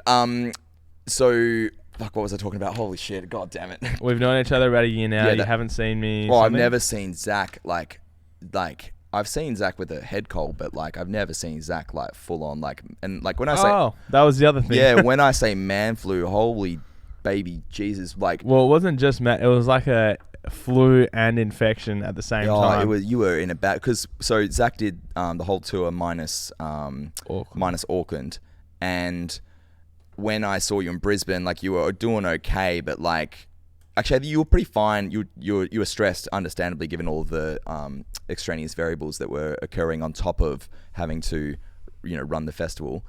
But then in Sydney, you got like sick as a dog, sick as a dog. I remember texting you. You're like, man, I'm so sick. I'm like, I remember going to my like little pharmaceutical shelf in my apartment and being like, bro, you need to take this Armour Force. You need to like just vitamin up because I can't imagine like a sick day for me in the office is okay. I can't create content today, or like I work from like home and I still can do my job, but like you literally are on site for the biggest event of the year, the biggest two shows, all the biggest shows you're doing in the year that have like spent literally like years building up to, like this is the fucking grand finale of years and years of you started with Basement and like shows before that, and then building to Hidden in Perth, and building Hidden in Perth, the brand, up to the point where you were able to take it internationally, Perth, Brisbane, Sydney, Auckland, and then you've been dealt all of this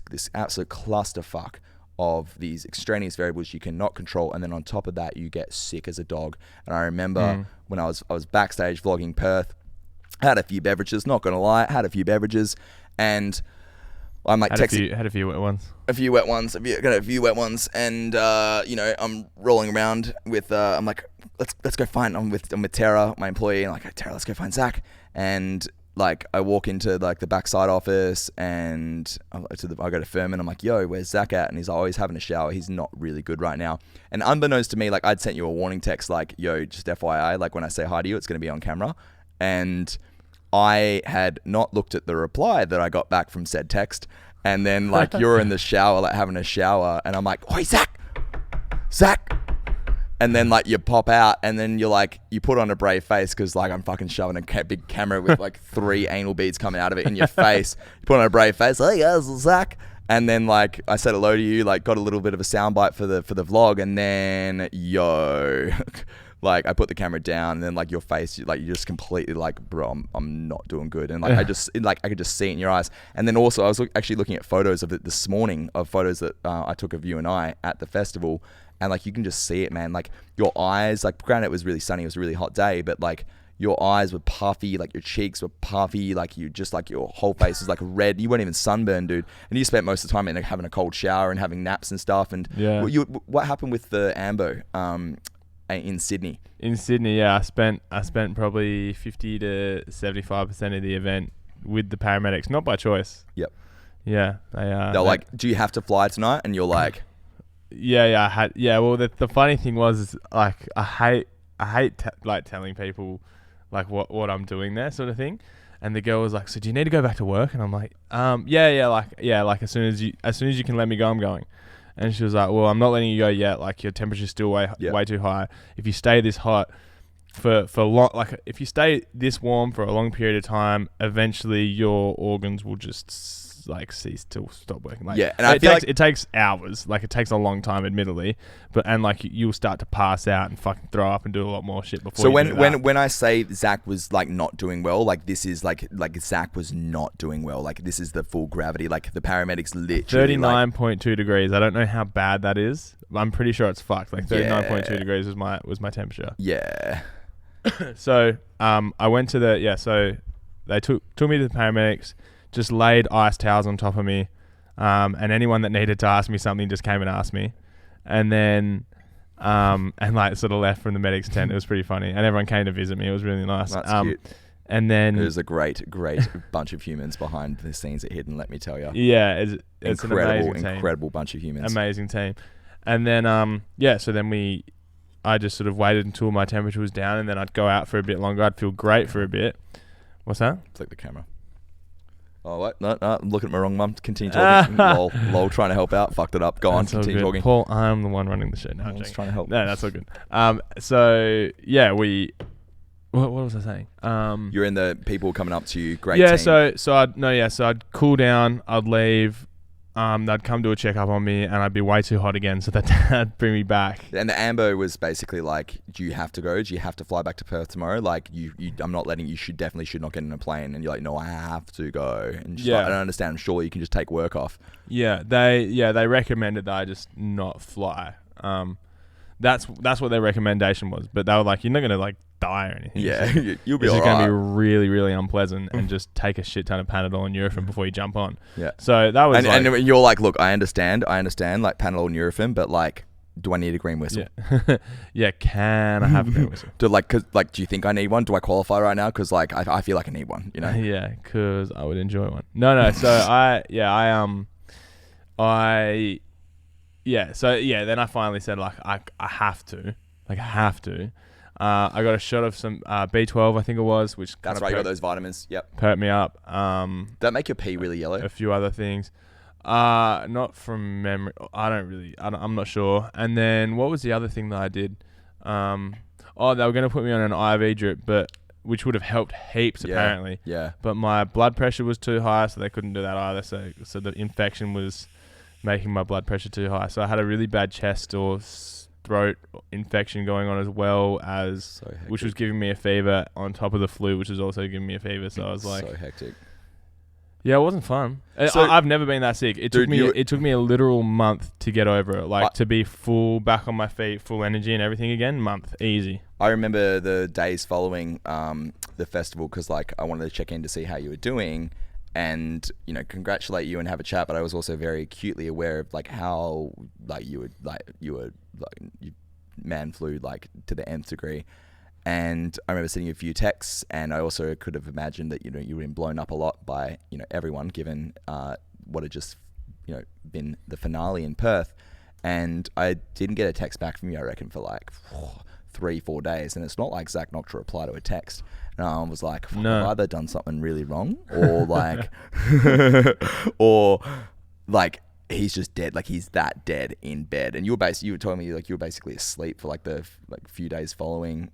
Well, yeah, besides the times I had to get up and do work and stuff like that, I was you started to pack the venue down as well afterwards. I was just flat out on my back, just chilling. Yeah. So, ladies and gentlemen, for those listening, if you want an accurate depiction of how much Zach sends, and I'm talking like he just sends it so hard, Zach has been this sick. Like, recommended not to fly, like not happy with your body temperature, not happy with the regulation of your body temperature. His blood pressure literally way too high. He couldn't even go on an IV drip. They wouldn't give him the green whistle, but they want to give him an IV drip. Literally couldn't do that. He then makes to Perth. He's like having cold showers. His temperature's so high. I'm also like a germaphobe, so I'm like, don't touch me. I love you, but don't touch me. I hope you're okay, but I want to give you a hug, but like let's do a wireless hug. So like having the worst time whilst also like wrapping the biggest show of the tour in hometown Perth. What up, WA? And then he sends it and does a shoey on stage during Gentlemen's Club. That is an absolute G right there. That's my fucking boy. I could probably bring that up. Let's you know what? You bring that up, and I'm gonna go to the little boys' room, and I'll BRB. Oh, you gonna go to the toilet? Bro, look, these Bud Lights. I'll talk. You'll talk. You bring up that. This is a perfect little segue. Alright, not log in with Facebook. Have an account. Log in. Alrighty. So we're gonna log into the. It's weird me taking you guys through this, but yeah, I know. It's going to be interesting talking to myself. So yeah, I'll switch it over to this one so you guys can see. Don't even know my own password. Imagine if I just like spoke it out loud. Here we go. Not now. Post Malone. Who's uploaded it? I think Jake uploaded it. My brother Jake. Here it is. Alright, so this is actual footage of the shoey taking place. Let me just quickly do something real quick. Even though you can't see anything, you don't know what the fuck's going on.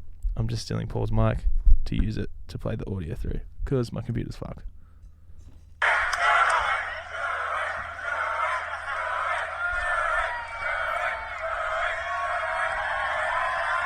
Yeah, that's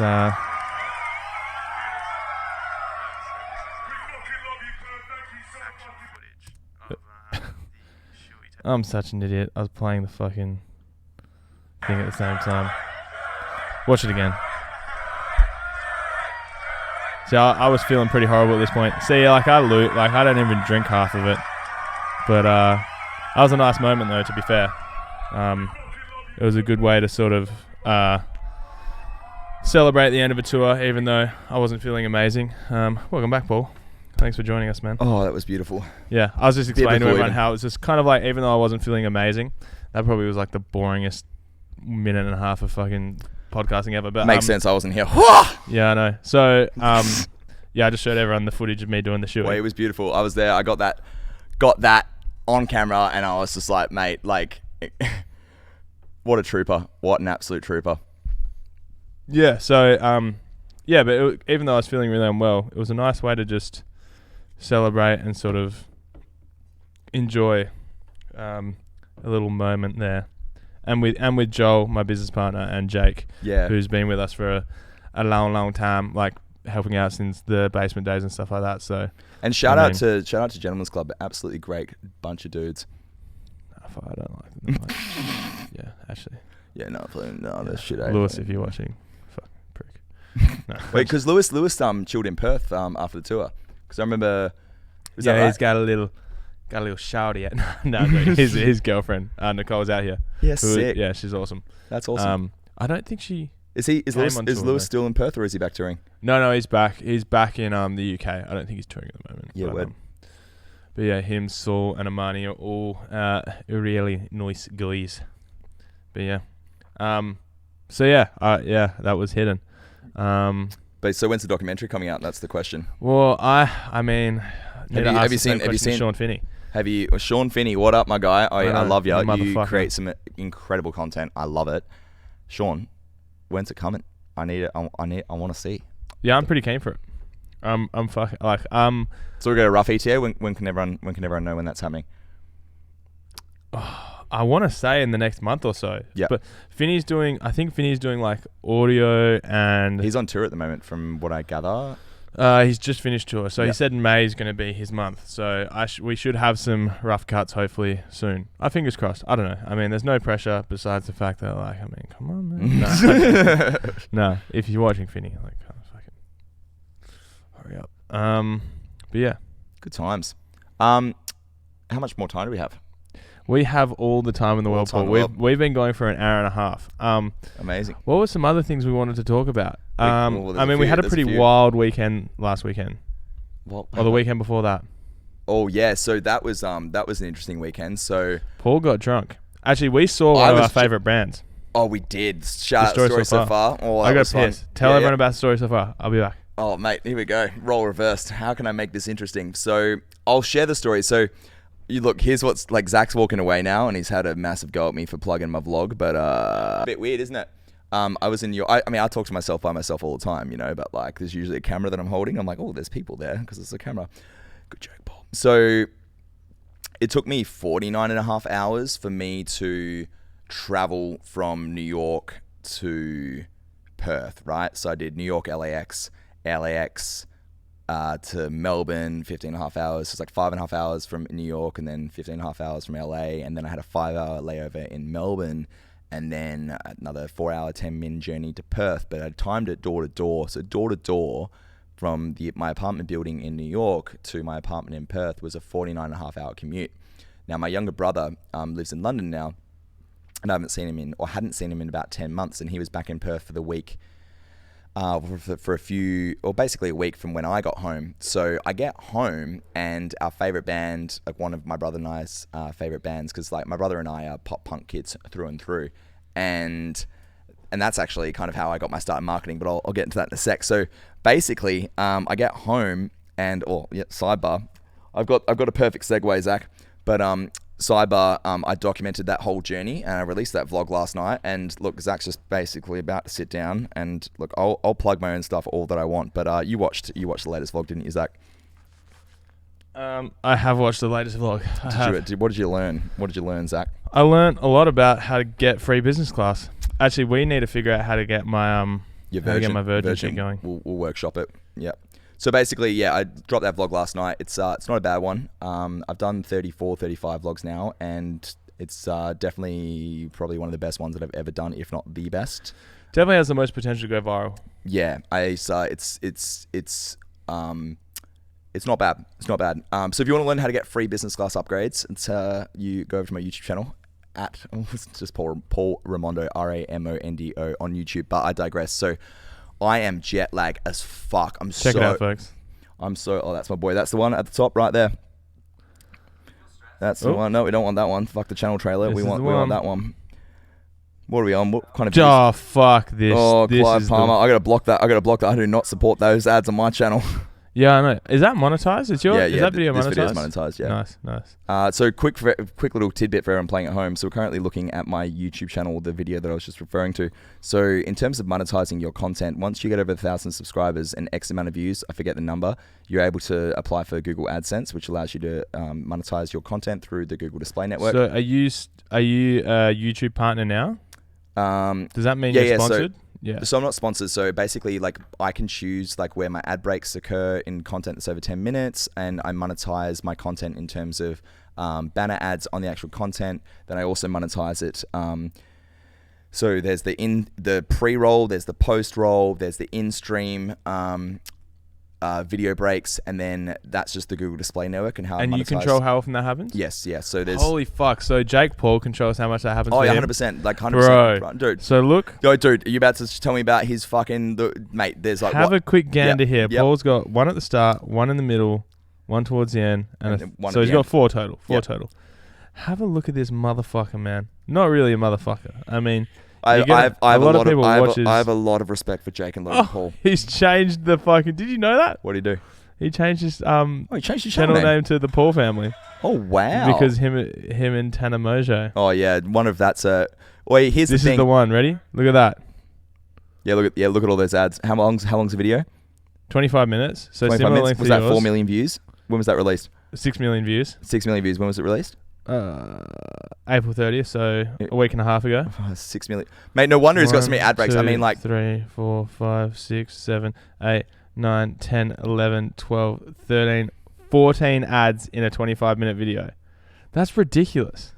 Yeah, look, but like, he'd still be, because Logan Paul got taken off Google Preferred, which is like one of the AdSense advertising programs where you get like a higher CPM, so you get paid more money per 1,000 views.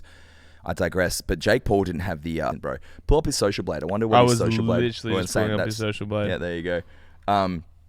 So, look, I mean, in a video that's what did you say? It's done 6 million views. One piece of content, 6 million views. How many? Let's do this. This is some quick math. Well, that's pretty easy math, but Paul is bad at costs per 1,000 impressions. He's making $6 per 1,000 impressions, and he's got 6 million views.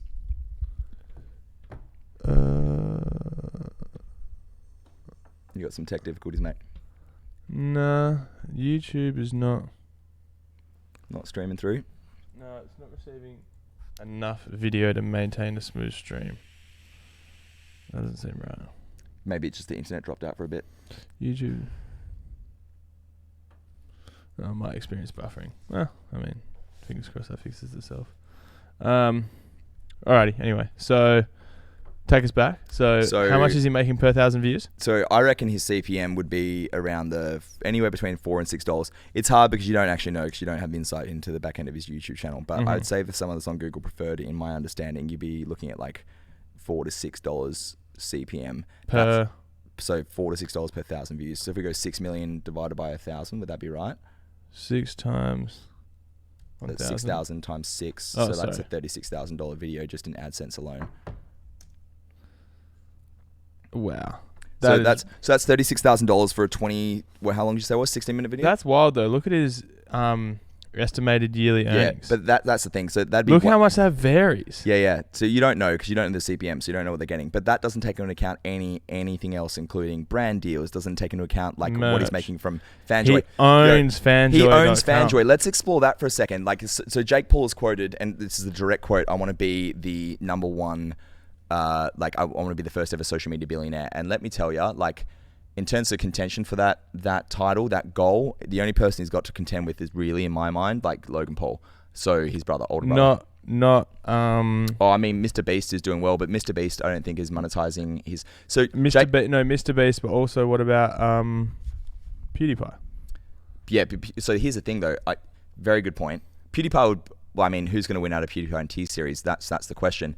But I feel like, and I'm speaking from somewhat of an understanding, but I don't know the intricacies of it. Jake Paul's legit running, like legit running businesses, like legitimate businesses, which all funnel into his revenue streams. Like I'm pretty sure Gary Vaynerchuk was one of the investors in Team 10 or one of the investors in one of Jake Paul's many companies. Right. Fucking hell. So let's just dial back. So in terms of, we've gone down a rabbit hole. So I was talking about my trip back from New York and then the vlog. And then then Zach went to the bathroom and he came back and we're talking about that and then talking about how I monetize my YouTube channel. And then what happened we're to the story so far, chaps? Yeah, but it's all connected. So we're going back up. We're going back up the rabbit hole, right? Okay. This is a classic Let's pop back out. Classic Paul Ramondo story. Here we ghost. So basically, I monetize my content through the AdSense, and then I also monetize my content through the affiliate links. So I'm an Amazon associate. So basically, when you if you open up the link, the description of my latest vlog or any of my vlogs, or if you go to paulramondo.com/tools, RAMONDO, a little plug, all of the links every single link on that tool page on my website, and every single link in all my affiliate links in all of my descriptions of my vlogs are all products, softwares, and platforms that I use in my business every day and have been using for years. And if you click on those links, then you get cookied, right? So I cookie you, and then or Amazon cookies you, or ConvertKit cookies you, or whichever, everyday, Peak Design for the everyday backpack cookies you, whatever I'm referring.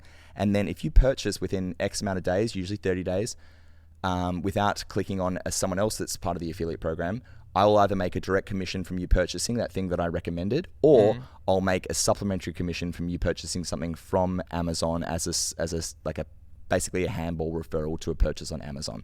So in terms of monetizing my channel, I'm monetizing it through the AdSense, Google AdSense, and then I'm monetizing it through the affiliate links in the channel as well. Right. And then there's also heaps of third-party benefits from doing that. If you organize brand deals, brand sponsorships, sponsored content. There's heaps of different ways that you can skin the cat, so to speak. But yeah, that's just an insight in terms of like if you're starting an online content, if your goal is to start turn this into a business chat.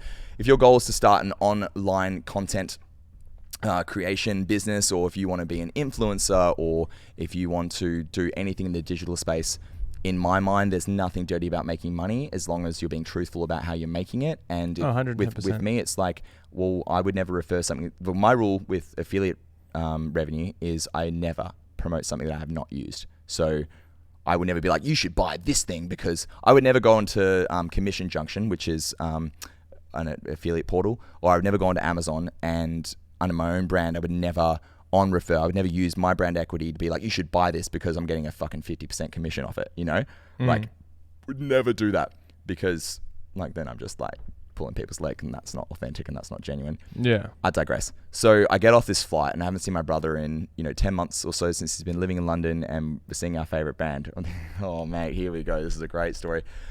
So I organised for my best mate Ryan he picked me up from the airport, absolute legend. Shout out Ryan Wood, and Ryan_Wood 6011. He posts the best memes. I think. Oh man, that guy's a fucking meme king. Oi, what a weapon! It does my head. Oi, he's got like 10 to 15 memes day minimum. I laugh. I mean, I'm biased. They're all funny. They're all fucking no. They are funny. I know. So one of my sister's friends, like literally was talking to her friend like at our place one time, just explaining like, yeah, remember Ryan, the funny guy on Instagram, the guy with the memes? And I was guy with the memes. I've got all the memes. And I was like, wait, you talking about Ryan Wood? And she's like, yeah. I was like, what, you just know him because he's mean? She's like, no, but like he posts hilarious memes. Like he does post hilarious memes. So it gets around Perth that he's a meme. Oh, he's a meme lord. He is a meme lord. Yeah, that's for sure. So Ryan picks me up from the airport, and then I'm bent out of shape, bro. Like, it's not often, and this is to a fault, and also one of the many things that I celebrate about. I think you should celebrate your personality in a non-narcissistic, non-arrogant way, and I celebrate the fact that I can fucking spin a yarn, mate. I can have a chat, and I can put some words together. Let me tell you. But after a 49.5-hour commute where I've literally been like vlogging, I like scripted, storyboarded, and then I've been like on my game, and then like I've had a sleep, I got that business class upgrade, and I had a good sleep, and I've literally I've half circumnavigate mean whatever. I basically, if you put a pole on Google Earth, like if you go to Google Earth, right, and you put a pole through the world heading in the direction of the United States, to come on, if you want to come out the literal opposite side of the world from Perth, because this is a fun fact, Perth is the second most isolated capital city in the world. Fact. Yeah. Wait, what's the first? The only city more isolated than Perth is Honolulu, and I would argue that Honolulu is a less isolated capital city than Perth because Honolulu is a transient tourist destination which is known on the world stage. So you have a lot more transient tourist traffic and a lot more people that are traveling to that island for tourism than what you do Perth. Right? So nowhere else in the world can you drive from a capital city and it takes you 28 and a half non-stop fucking hours across a fucking pretty much desert bitumen road in the middle of bumfuck nowhere across the fucking desert to arrive to the closest capital city, non-stop, 20 and a half hours. And then you arrive in Adelaide and like, they're like, wait, so where are you from? Are you from Sydney, bro? And I'm like, no, dude, I'm from Perth. Like, oh, that's like on the East Coast though, right? And I'm like, no, dude, it's like west. Like, oh, West Coast, yo, what? And I'm like, yeah, but like isolated, bro. Like, what do you mean? And I'm like, because most cities in America, like most large capital cities, especially if you're in like New England, if you're in the Northeast corridor, like you can drive to Boston in 3.5 hours, depending on traffic from New York City. You can drive like everywhere. I digress. I'm on a tangent. Here we go. So if you put a pole through the world, it comes literally the opposite side of the world from Perth. And please fact check me on this. Comes out in a state called Maine, which is literally next to Vermont, which is where I went to college. And so we're literally on the opposite side of the world. So I literally flew from the opposite side of the world, 49 and a half hour commute, get picked up by Ryan, and I cannot string a sentence together to save my fucking life. I was so sleep deprived, I was so jet lagged. I'm trying to tell Ryan a story, and I'm just like, I could not save myself, right? So I was like, Ryan, give me give me half an hour. We're hanging out, catching up. It's like, oh my God, my best friend, I haven't seen him so long. I love you so much. Oh my God, how are you? Give me a hug. Oh my God. And then I just like the adrenaline of like seeing him, like kind of like, just dissipated. And then I like was trying to talk, and I was like, I think I apologized in conversation at least like 7 to 10 times in the space of like 15 minutes. And he's like, bro, you're fine. Just you'll get there. Just keep trying. I'm like, fuck, I can't talk. So I was like, let me have a cold shower, and I'm doing a 30-day cold shower challenge. So you should get amongst that. A little bit of the Wim Hof breathing method. Well, actually, yes. So actually, I did a bit of research because a bunch of people slid into my DMs like, have you heard about Wim Hof? Wim Hof. I'm pronouncing that correctly? Yeah, Wim Hof. Wim Hof. And Wim Hof. The Wim Hof method. So I watched a video on how to do that. So I'm implementing that this weekend, and then I'm going to combine that with cold water therapy. Doing it for a vlog. It's going to be great content. I digress. Anyway, I was like, Ryan, let me have a cold shower. Let me like sort my life out. I had a cold shower, sorted my life out, pumped a Monster, and then I was in good shape, and we went to the story so far. So Zach was supposed to come over to my place for prees. It was going to be really cool. Zach was going to meet my brother for the first time. I was like, oh my God, like 3 of my favorite people all in the same place in my apartment. And then I get this fucking call from Zach. Now here's the thing, guys. When Zach calls you, right? Like Zach is an absolute like fucking legend, just straight up legend. But if you get a call from him like 15 minutes before, because he's really good with time. But if I'm not. Hang on a second. Like, I'm shocking with time. No, you're really good with time when there's no caveat. So if I don't hear from you, I know you're rocking up on time, right? So I was like, bro, 6:30, pre's at my place. You meet my brother. We'll hang out with Ryan. Go to the story so far. We'll send it. I don't care that I'm jet lagged. If anything, it's morning for me right now. So like, let's party. So I get a phone call from Zach 15 minutes before, and I look at the call, and I'm like, oh, fucking hell, mate. Here we go. And what did you say, mate? I didn't say anything. No.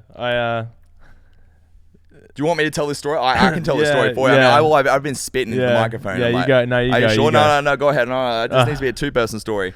Okay, so pick your shit up, mate. This is a fucking full Monty with Monty, all right? I know. I'm sorry, but the thing is, I don't want to tell the story. But anyway, no, I do want to tell it. Literally. No, okay.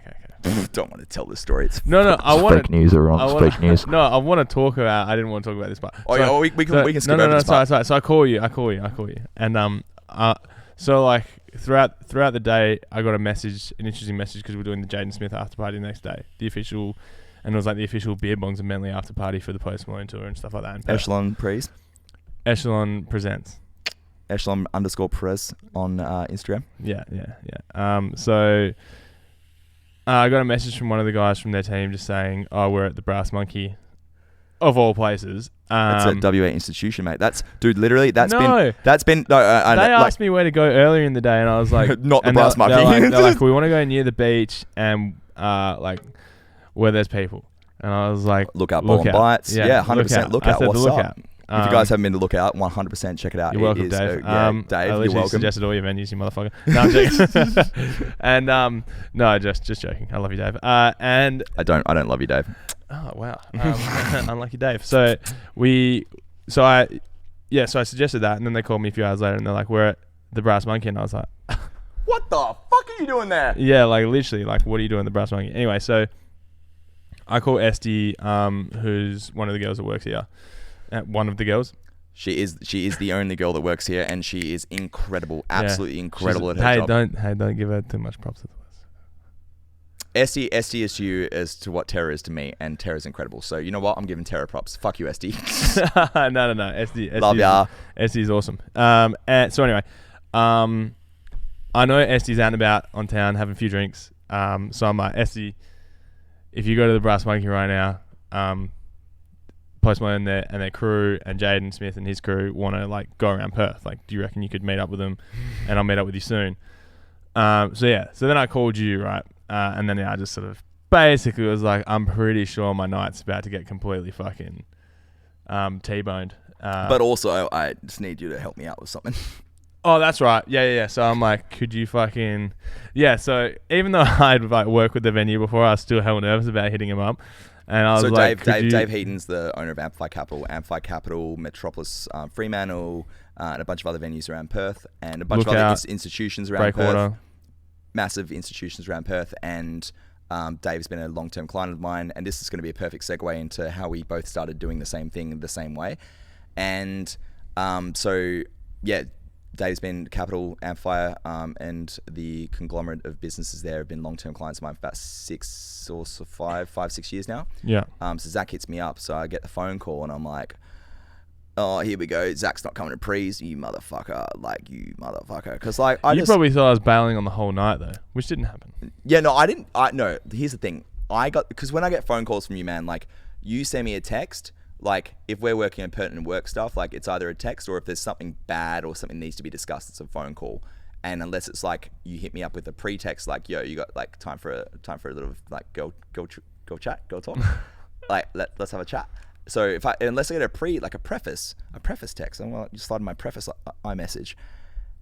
Something's going on. And I'm like, 15 minutes, he's supposed to be here. He calls me. He's like, hey, bro. And I'm like, you're not coming, are you? And you're like, no. But I also kind of need to ask you a favor. And I was like, oh, yeah, go on, mate. Here we go. And, yeah, what happened from there? Yeah, so, so Essie was there at Brass Monkey with everyone. And she was like, what are you doing tonight? And I was like, well, I'm going to the Story So Far at Capital. And I was like, so I could get the upstairs at area Capital potentially through Paul, if they want. Not really thinking they'd be down to come to like a punk gig. And SD asked them, and apparently Post was like, oh, I know the Story So Far, so yeah, sick band. I'm Absolute down. Sick band. Yeah. So which was pretty cool. I didn't expect him. You don't know whether he was saying that actually or whatever, but punk show, like, it actually kind of makes sense when you think about it, that Post Malone would be into that sort of thing. Plus, the Story So Far put on such a sick show. Oh, man. I was so excited for that. Like, if you're trying to, like, get beaten up at a show, not, like, through physical violence, but through, like, pitting at a pop punk show, like, you are going to the Story So Far. Like, I remember when they played like 3 years ago, they played Amplifier, and I had an incredible time and got, I kind of like full sent and got pretty lit and had it was longer than that. It was a long time ago. Anyway, super long story short. Was it Rona season? It was 100% Rona season. What up, Milk Boys? And I remember this is 5 years ago, so I viscerally remember being in my shower like on the Wednesday night, dude, and I'm in the shower on the Wednesday night and I'm like looking at my naked body and there's like blue, yellow, green, and purple bruising all over places of my body. And I'm like, what the fuck did I get up to on the weekend? What did I do to myself? Do I get in a fight? And I've never been in a fight in my life, like ever. I hate violence. And like also like, lol, I'm not going to fight. Like, I'm going to run away. That's what I'm going to do. Did I get in a fight in the weekend? And I'm looking at all these bruises, and they're big bruises all over my body. And I'm like, oh, yeah, no, I was at the story so far, eh? That's definitely what happened. Like, I definitely did a few stage jumps. And back when I was a lot younger and was able to sustain the injuries, now I fall off a scooter and I'm like incapacitated for 2 months. Yeah. You can see that. Draft. You can see that on the most Instagram You place. need to stop that. You jackass, man. I swear to God. So this is let's the get last time. Enjoy this podcast. It's the last time. You're not invited back. So basically, so we organised the room upstairs, and then I try to call Dave, and Dave doesn't pick up, and end up talking to Gina, who's one of the absolute queen. She works at Amplify Capital, sorts out the bookings amongst a bunch of other amazing things for that venue. And we sort it out. I connect Gina with Zach, and then Dave messaged me back, and I was like, oh, don't worry about it, bro. All sorted. It was regarding Post Malone at Capital, and Dave's like, my God. And I'm like, he's like, I'll see you there. And he's like super excited, like literally all in capital letters and a bunch of emojis. And I'm like, yeah, bro, but just like keep it on the DL. And he sends me like the emoji with the zip across the mouth. And I was like, he's like, I got you, bro. Anyway, so that happened. And then what happened after that? So we went from the Brass Monkey to Capital. So amazing. Gina organised the upstairs area at Capital and extra bar staff and extra security, which was awesome. In the space of literally like 45 minutes. Yeah. Like which is amazing. Around 45. Yeah. Like shout out Amplify Capital. Like I'm definitely biased, but I love that venue, and oh my God, I love the staff. I just like go on. Yeah, no. Yeah, no, it was amazing. It was really good how quickly they did everything. And anyway, so we were at the Brass Monkey and they were getting ready to leave the Brass Monkey to come to Capital, so we jumped in an Uber, head there early, just quickly checked out the whole area to make sure it was good. Got him in. The thing is he asked the whole team asked, they're like, we just don't want to be seen. We want to hang out. We want to be somewhere where there's like people where we can drink, but we don't want to be seen. And I was like, which is totally. I mean, I get it. 100% get it. I didn't quite understand until night how fucked it probably is for him. I've only had small insights through association because completely irrelevant over here, but like I feel like when you're at that level of notoriety and when you're literally part of the social zeitgeist, the international social zeitgeist and social fabric. And he's not like a blend into the crowd kind of look either. Like no, he's got a distinct look, which is awesome. Yeah, 100%. And from a marketing branding perspective, like tick, tick, tick, tick. But then when you breach the gap between that level of look and notoriety, I'm sure right now I just realized they're 1.8 each, and I've got to drive in a few hours, so don't drink and drive, ladies and gentlemen. But I mean, look, depends how I'm going to be for a bit longer. So maybe I'll hit you up in half an hour once those have digested, and then I'll wait until I have to drive. I digress. So I want another beer. So I'm like, at this point, I'm just probably going to Uber home, get my car tomorrow. Like I've got an excuse to ride my booster board, like a new battery for it, on another tangent. So I feel like when you are at that level, I'm actually like got half left, so we'll chill on that one for now. When you are at that level of notoriety, it would be somewhat like overwhelming. And I've had this on a micro scale. And I feel like it was only until I've had it on a micro scale when I've been at conferences. And again, I'm completely irrelevant. But when I'm like, yeah, this is sick. Like, awesome content. This is going to be great. I'm going to help as many people as possible. But it's in a controlled environment. And it's in an environment which I like opt into as a result of being a speaker at said conference in said niche, and the notoriety is very, very niche, so it's very controlled. If that's your whole life, that would be, even as someone that like publicly documents his life and, you know, does chats like these and like whatever, like I feel like that would be really overwhelming, and you just want to be able to control it and be able to like have the option to be like, I want to turn this off. I just want to kind of like party and have fun with friends and meet some cool people, but also I don't want to be swamped and be all over everyone's IG story. Yeah. So which is exactly basically what happened. I don't want to be clout hacked, you know? Yeah. And like I said, I'd fuck for clout. No, I'm joking. So I'm not joking.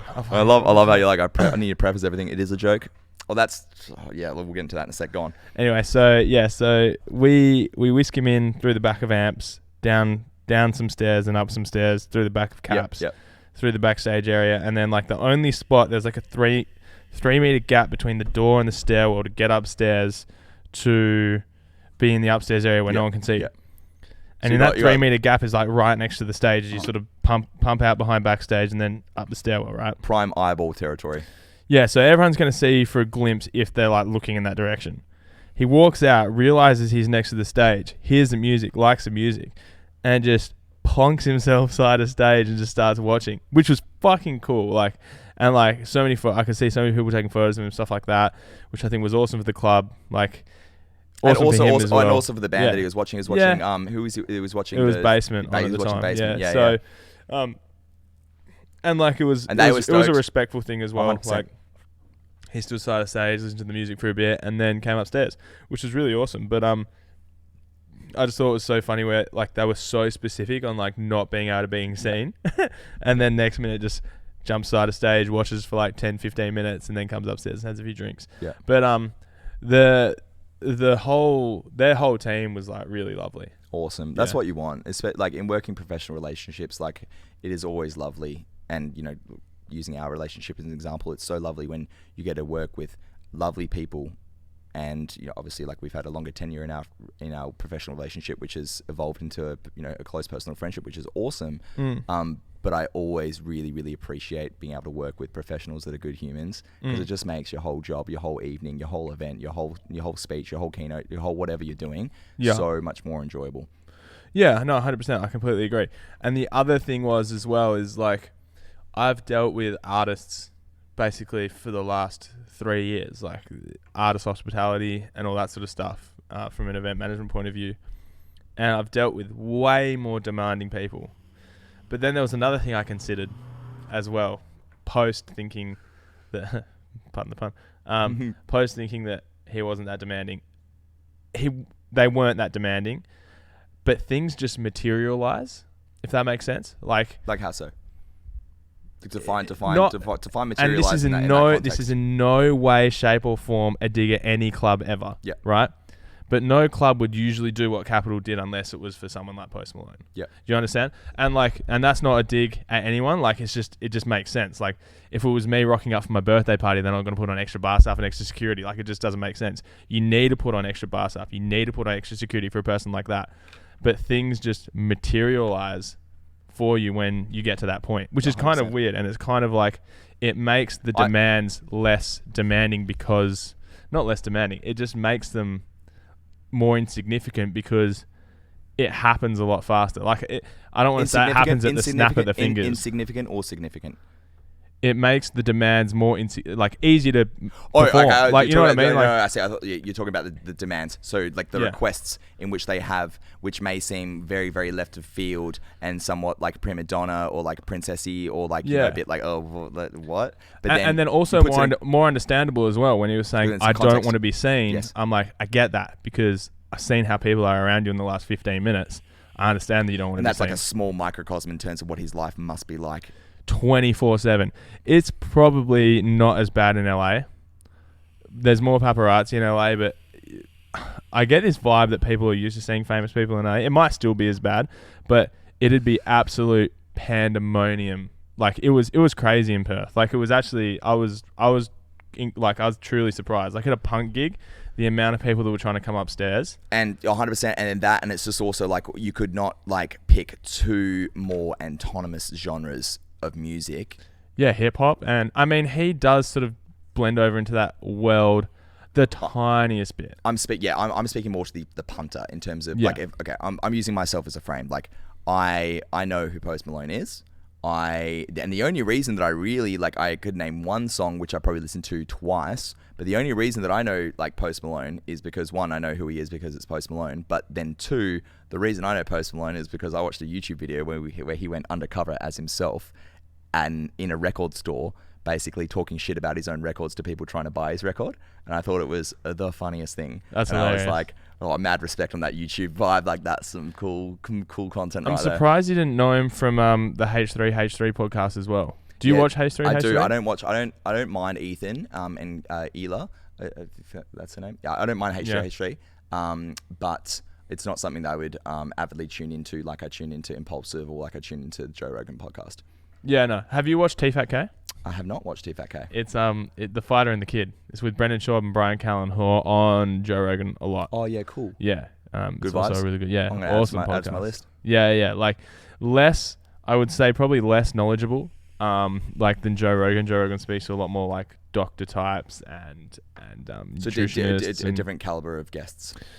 Yeah, and I mean they don't always have guests because there's two guys. They bounce off each other a lot. They just talk about current topics and all that sort of stuff. They have segments where they just talk about stuff in the news at that point in time, and they just go back and forth. And then they also just talk about MMA a lot. And yeah, I mean they have a lot of comedians on. They have Chris D'Elia on all the time. They have I'm gonna forget everyone else, like Tom Segura, Ari Shafir, like guys like that. Theo Von. Do you know who Theo Von is? Theo Von, yeah. He's amazing. Yeah. So he's an interesting cat. I remember him, have you heard the story that he shared on the Joe Rogan podcast about the cocaine story? Where he's like, hey, yo, I just like used to get real high on cocaine and then buy a lot of vests. Yeah, he was a real interesting guy. Past tense. He is an interesting guy. So I guess to tie that thought loop, that rabbit hole up, incredible night, and yeah, it was so much fun, and like, yeah, and like to be honest, the highlight of my night was one, like catching up with my brother, catching up with you, even though I probably saw you for like all of 3 sentences worth. No, we hung out quite a bit upstairs for a bit. Yeah, you, me, Dave, for about 30 minutes. Yeah, so it was a great night because obviously that gap in my memory. You don't remember? No. We all got handed Coronas from Dave. Being I do remember that. I do remember that. Incredibly hospitable, generous and hospitable person he is. And then at one point in the night, I just hear Paul being Paul across the room, just loud and just the best guy ever, just yarning with all of Post Malone's team, and they're all just in fucking fits laughing. It was actually hilarious. So I just looked over. I was like, oh wow, okay, that's happening. Oh man, do you even remember that? I remember that bit, but okay. I remember that bit distinctly because I was sitting with some of my chick mates and we're just having yarns, and then Austin, so Post comes up to us, and Austin, look at you go. So, well, I get that. So so I'll give you the context. So I'm just spinning yarns, and so I'm with a few of our chick mates and catching up and having yarns, and then Post comes up to us for whatever reason, and definitely was not me. Was not the reason. He came up to talk to you, man. That's why. He came up to talk to me because yes, yeah, he came up to talk to me because he subscribed to my YouTube channel. That's exactly why. So basically he comes up to me and he didn't come up to me. He comes up to the group, and then I'm still spinning yarns, and the attention from two of the girls that were listening to our conversation goes straight to Post, and I continue talking with my mate, and then I'm drinking my Corona, and I'm half sending at this point. I'm half sending and jet lagged, and I'm having a good time, and I'm quite loud. Would you dare say you're on autopilot? I was not on autopilot. I was not lights on, nobody home. I was just having a really good time. I mean, I was around, I caught up, catching up with my brother. I hadn't seen him in 10 months. Caught up with Ryan. I hadn't been in Perth in 2 months. I spent most of this year overseas, and it was just so good to be home. And I'm watching one of my favorite bands of all time with some of my favorite people. I was just on a vibe. Yeah. And I'm maybe 5-6 drinks in, and I'm drinking my Corona. It's 3/4 of my Corona left, and then Post comes up to us, and I look at him, and he's got 2 full drinks, and I just look at him, and after I finish my conversation with, because I think he was talking to the girls that were sitting with us, and I look at him, and I'm like, you won't finish it. And he looks down at me because I'm sitting down. He's like, I won't. And then I'm like, yeah, you wouldn't. You won't do it.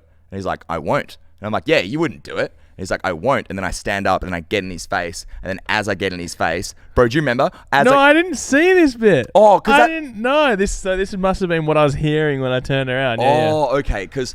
So we haven't even talked about this. No. So when I've told this story to my mates, like I've told this from the perspective that like, because as I get in his face, his like bouncers and like entourage like get around me because like they obviously weren't contextual. One, who the fuck am I? Two, like I'm like being loud, boisterous, and like I'm getting in post's face, and then you're being Paul.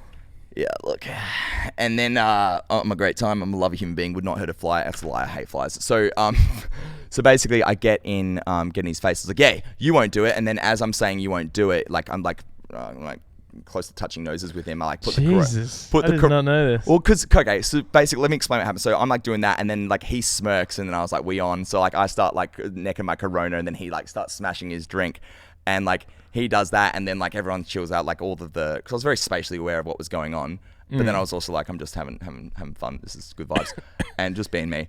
And then out of the corner of my eye, like as I've stood up, like I'm obviously was like being louder and more boisterous, and then I see you, like literally like just like you're in a mid conversation, and then like I see you turn out of the corner of my eye and then just lock straight onto me, like literally, and then I'm like in like slow motion seeing what you're thinking in your head, like what the actual fuck is this dickhead doing? Like what is Paul up to? Because Zach knows you pretty well, and like, but then also like at the same time, this is all like going by in like a fucking flash of a second. At the same time, like you're probably I interpreted that like, oh no, it's Paul, like it's just Paul being Paul, like, but like also like, you know, you're the reason everything's happening there right now. Like you're responsible. Like, you know, I'm disconnected from it, but I'm really connected to it. But no one knows that I'm connected to it, but I'm disconnected from it. But then it's like, it's your reputation. And like, what the fuck's my mate doing? Like, how lit is he? How jet lagged is he? Like, what the fuck is going on? But also like, it's Paul, so it's probably fine. So I see this like shriek of horror, like literally like past your face, like absolute shriek horror. Just,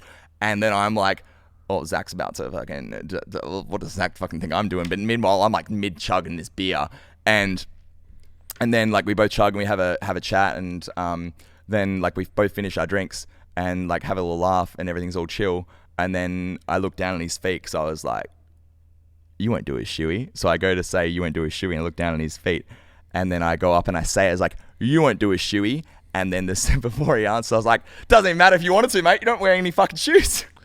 Yeah. He was barefoot upstairs. So he was barefoot because he did a shoey. So halfway through the night, he just didn't have any shoes. Didn't put them back on. Oh, so that's what size? Yeah, just rolling shoeless. So the reason he couldn't do a shoey was because he'd already done a shoey. Yeah, 100%. I didn't know that. He'd done a shoey, and then his shoes disappeared. I don't know whether someone took them or whatever happened, but yeah, did a shoey and his shoes just were gone. Then he was like, sticky up here, guys.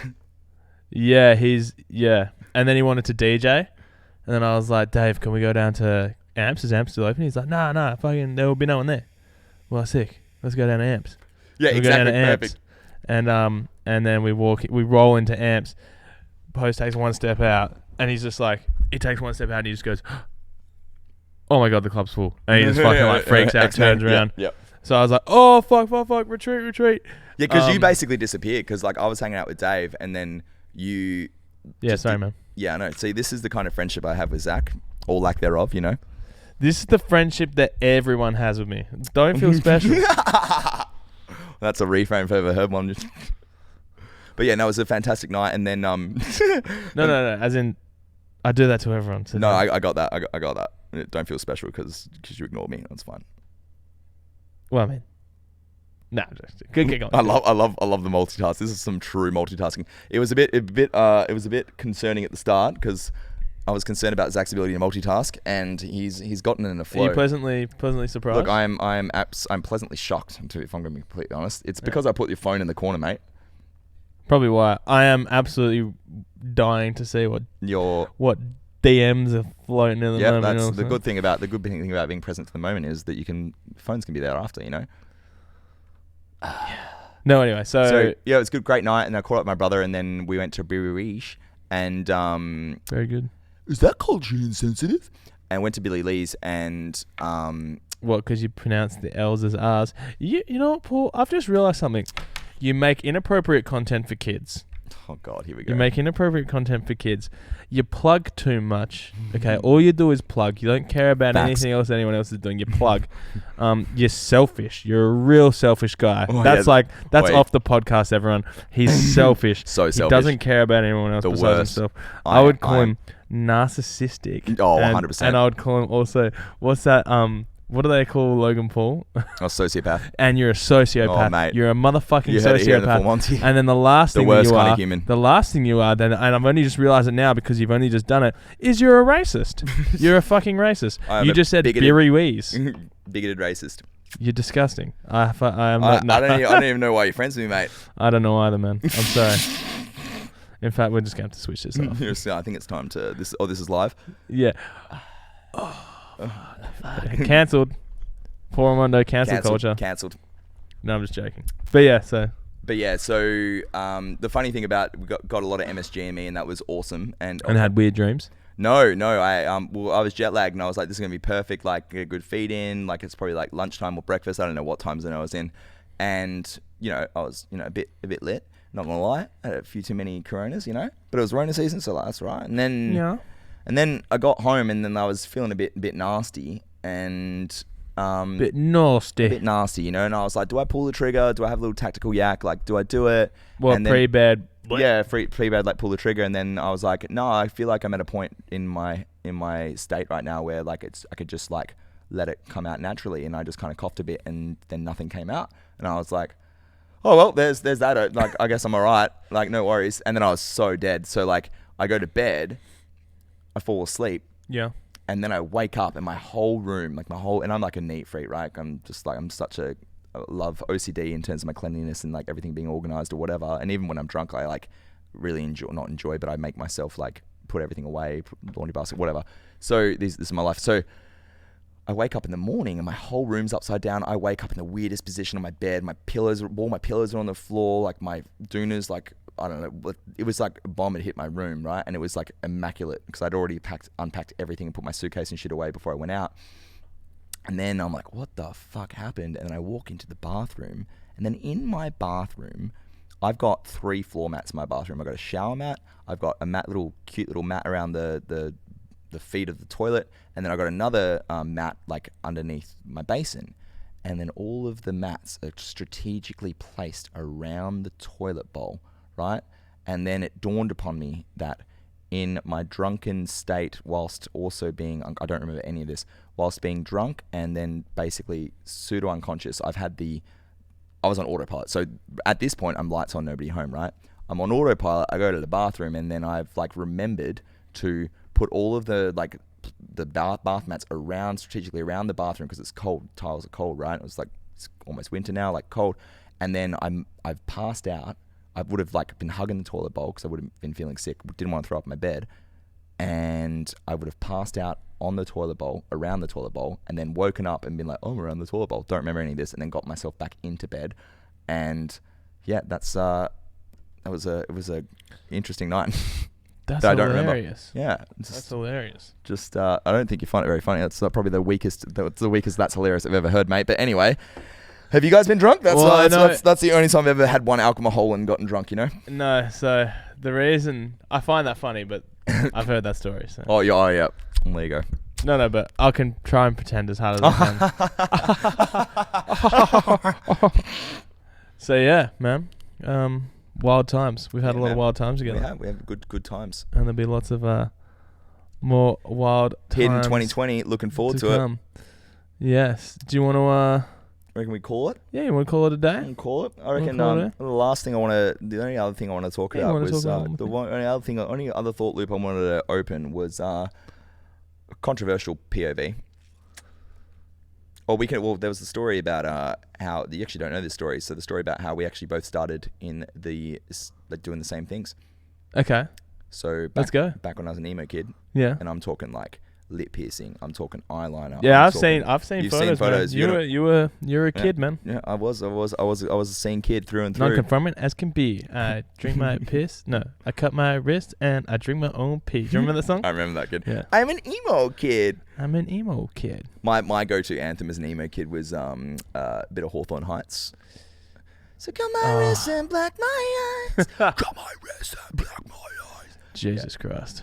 So basically, I can't play any instruments, no musical ability whatsoever, especially when I was younger. But I was really, really obsessed with the alternate music scene. Wanted to be a muso, but like I was never gifted, naturally talented enough, or hardworking as a in terms of my passion for music. You're all of those things still. Yeah, untalented. Untalented, not gifted, not a hard worker at all. Yeah, no, literally everything handed me on a plate and just born with a platinum spoon up your ass. Yeah, that's it. So why do I insist on being such an asshole? Yep. That's my friend Zach. Don't worry about him. He's actually like the most incredibly beautiful human I know, but like one of. But straight asshole. So I got my start in the alternate music scene as a byproduct of doing local promotions, events, and shows. So we used to do shows down at HQ for local bands, and then we started the first alternate club night in Perth back in 2009 when it was still called Black Betty's. And it was a night called Oh Snap, and that's basically like that was from age of 15 to 19.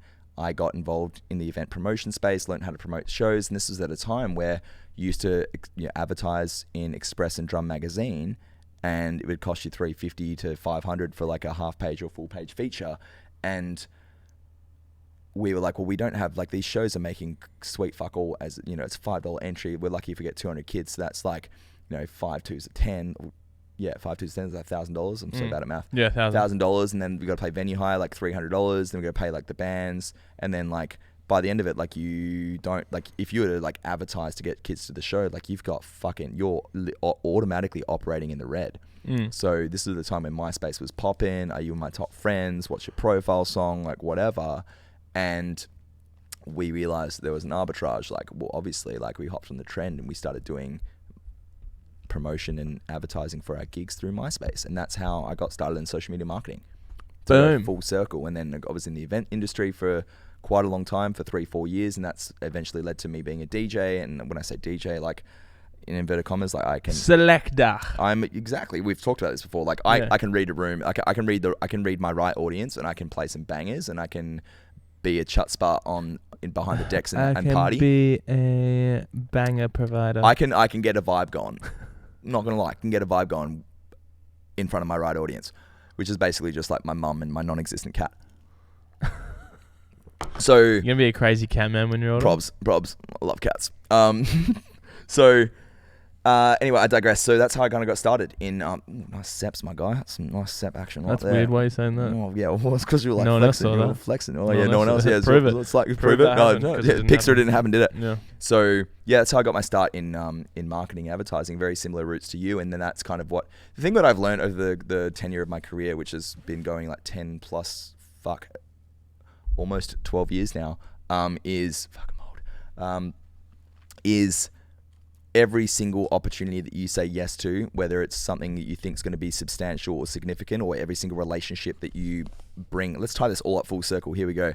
Every single person that you meet, every single business relationship or friendship that you have bestowed upon you, or that you generate, or that you find yourself serendipitously walking into, you do not, and this has been so true in my life, you do not understand the gravity of every single decision, every single thing you say yes to, every single person that you meet, every single thing that you do in terms of self-development, learning, doing things just for fun. Like it all comes full circle. Mm-hmm. And me starting, I honestly believe that if I didn't start doing the MySpace thing, which is actually doing MySpace event promotions, which is born out of my love of wanting to be a musician, I would not be on the path that I'm on today, and I'd be on a completely different path. And similarly, like if I hadn't gone and made fun of Andrea, our mate, down the beach on Levers when we first met, in 2007, you and I literally, if I had not said hello to her that night and made fun of her for a topic that will remain off the podcast, if I had not made fun of her for said incident, you and I literally would not be sitting here right now. That's very true. It's very true, and it's nice. And I'll cheers to that. Cheers, mate. And I'll cheers to that. And to go final full circle, if I hadn't gotten started in MySpace, done event promotions, become a DJ, learned how to DJ, like did all that stuff for that long, kept pursuing like my passions, my dreams, my desires, kept treating people with respect and being, the best version of myself at that point in my life, where I was at and where I'm at, then that wouldn't have led to the opportunities of me like playing at Amplify every week, which wouldn't have led to the opportunities of me like, making the contacts with the staff at Amplify, which wouldn't have led to me like having Amplify Capital as a client, which again, go more full circle, which wouldn't have led to, that opportunity that we had the other night when the Story So Far were playing there. Everything just all connects in and goes full circle. So it does. As is insignificant, right? I'm getting all motivational me. As insignificant. Keep it going. As insignificant as you may think whatever it is that you're doing right now, or whatever it is that you might not even be in a good place. You might be fucking hating your job. You hate that 9 to 5. You might fucking think your boss is a fuckwit. Like, whatever. Just like stoic the fuck up. Be grateful for what you've got in front of you. And if you're not enjoying it, keep working to change it. And then just be grateful and embrace every single opportunity that is gifted to you along the way. Because you never know. If you want to look at it from a selfish frame, you never know how that's going to benefit you in the future. And if you want to look at it from more of an altruistic and selfless frame, like, nothing is better than being grateful, and nothing is better than like treating others in the same way that you want to be treated, because we're all fucking 100%. human. Like 100%. It's the truth, man. That's it, man. It's the truth. It's the truth. Thank you for coming on, man. Bro, thank you so much for having me. I appreciate it. Well, we fucked that. Smart. We'll get a clap. Oh, we're gonna do ASMR clap. ASMR clap. Right? Hey. Yeah, that was good. Wait, love you. Thank you for having me on. And no worries. Thank you so much. Remember, guys, subscribe. The Full Monty with Monty. Thank you for being on, and thanks, Paul. And we'll see you next time. I think this is the part where you offer for me to tell people how to find out more about me, but I've already done enough of that. Fuck you, man. Okay, fine. Here you go. Go nuts. Oh, he's being serious. Give me airtime. Go on. Yeah, Paul Ramondo. Just kidding. See you guys now. Go. Paul Paul Ramondo Ramondo on literally every single social platform, and fuck yeah. On every platform, and check out my vlogs. I'm trying to hit 10K by the end of the year, and my content's kind of okay. It's not bad. It's great content. It's fantastic, but more importantly than anything Paul just said right now, subscribe to the Full Monty with Monty, 100%, and also subscribe to our Instagram, which you'll find in the link below. Thank you so much for your attention and time. Appreciate it, guys. Peace.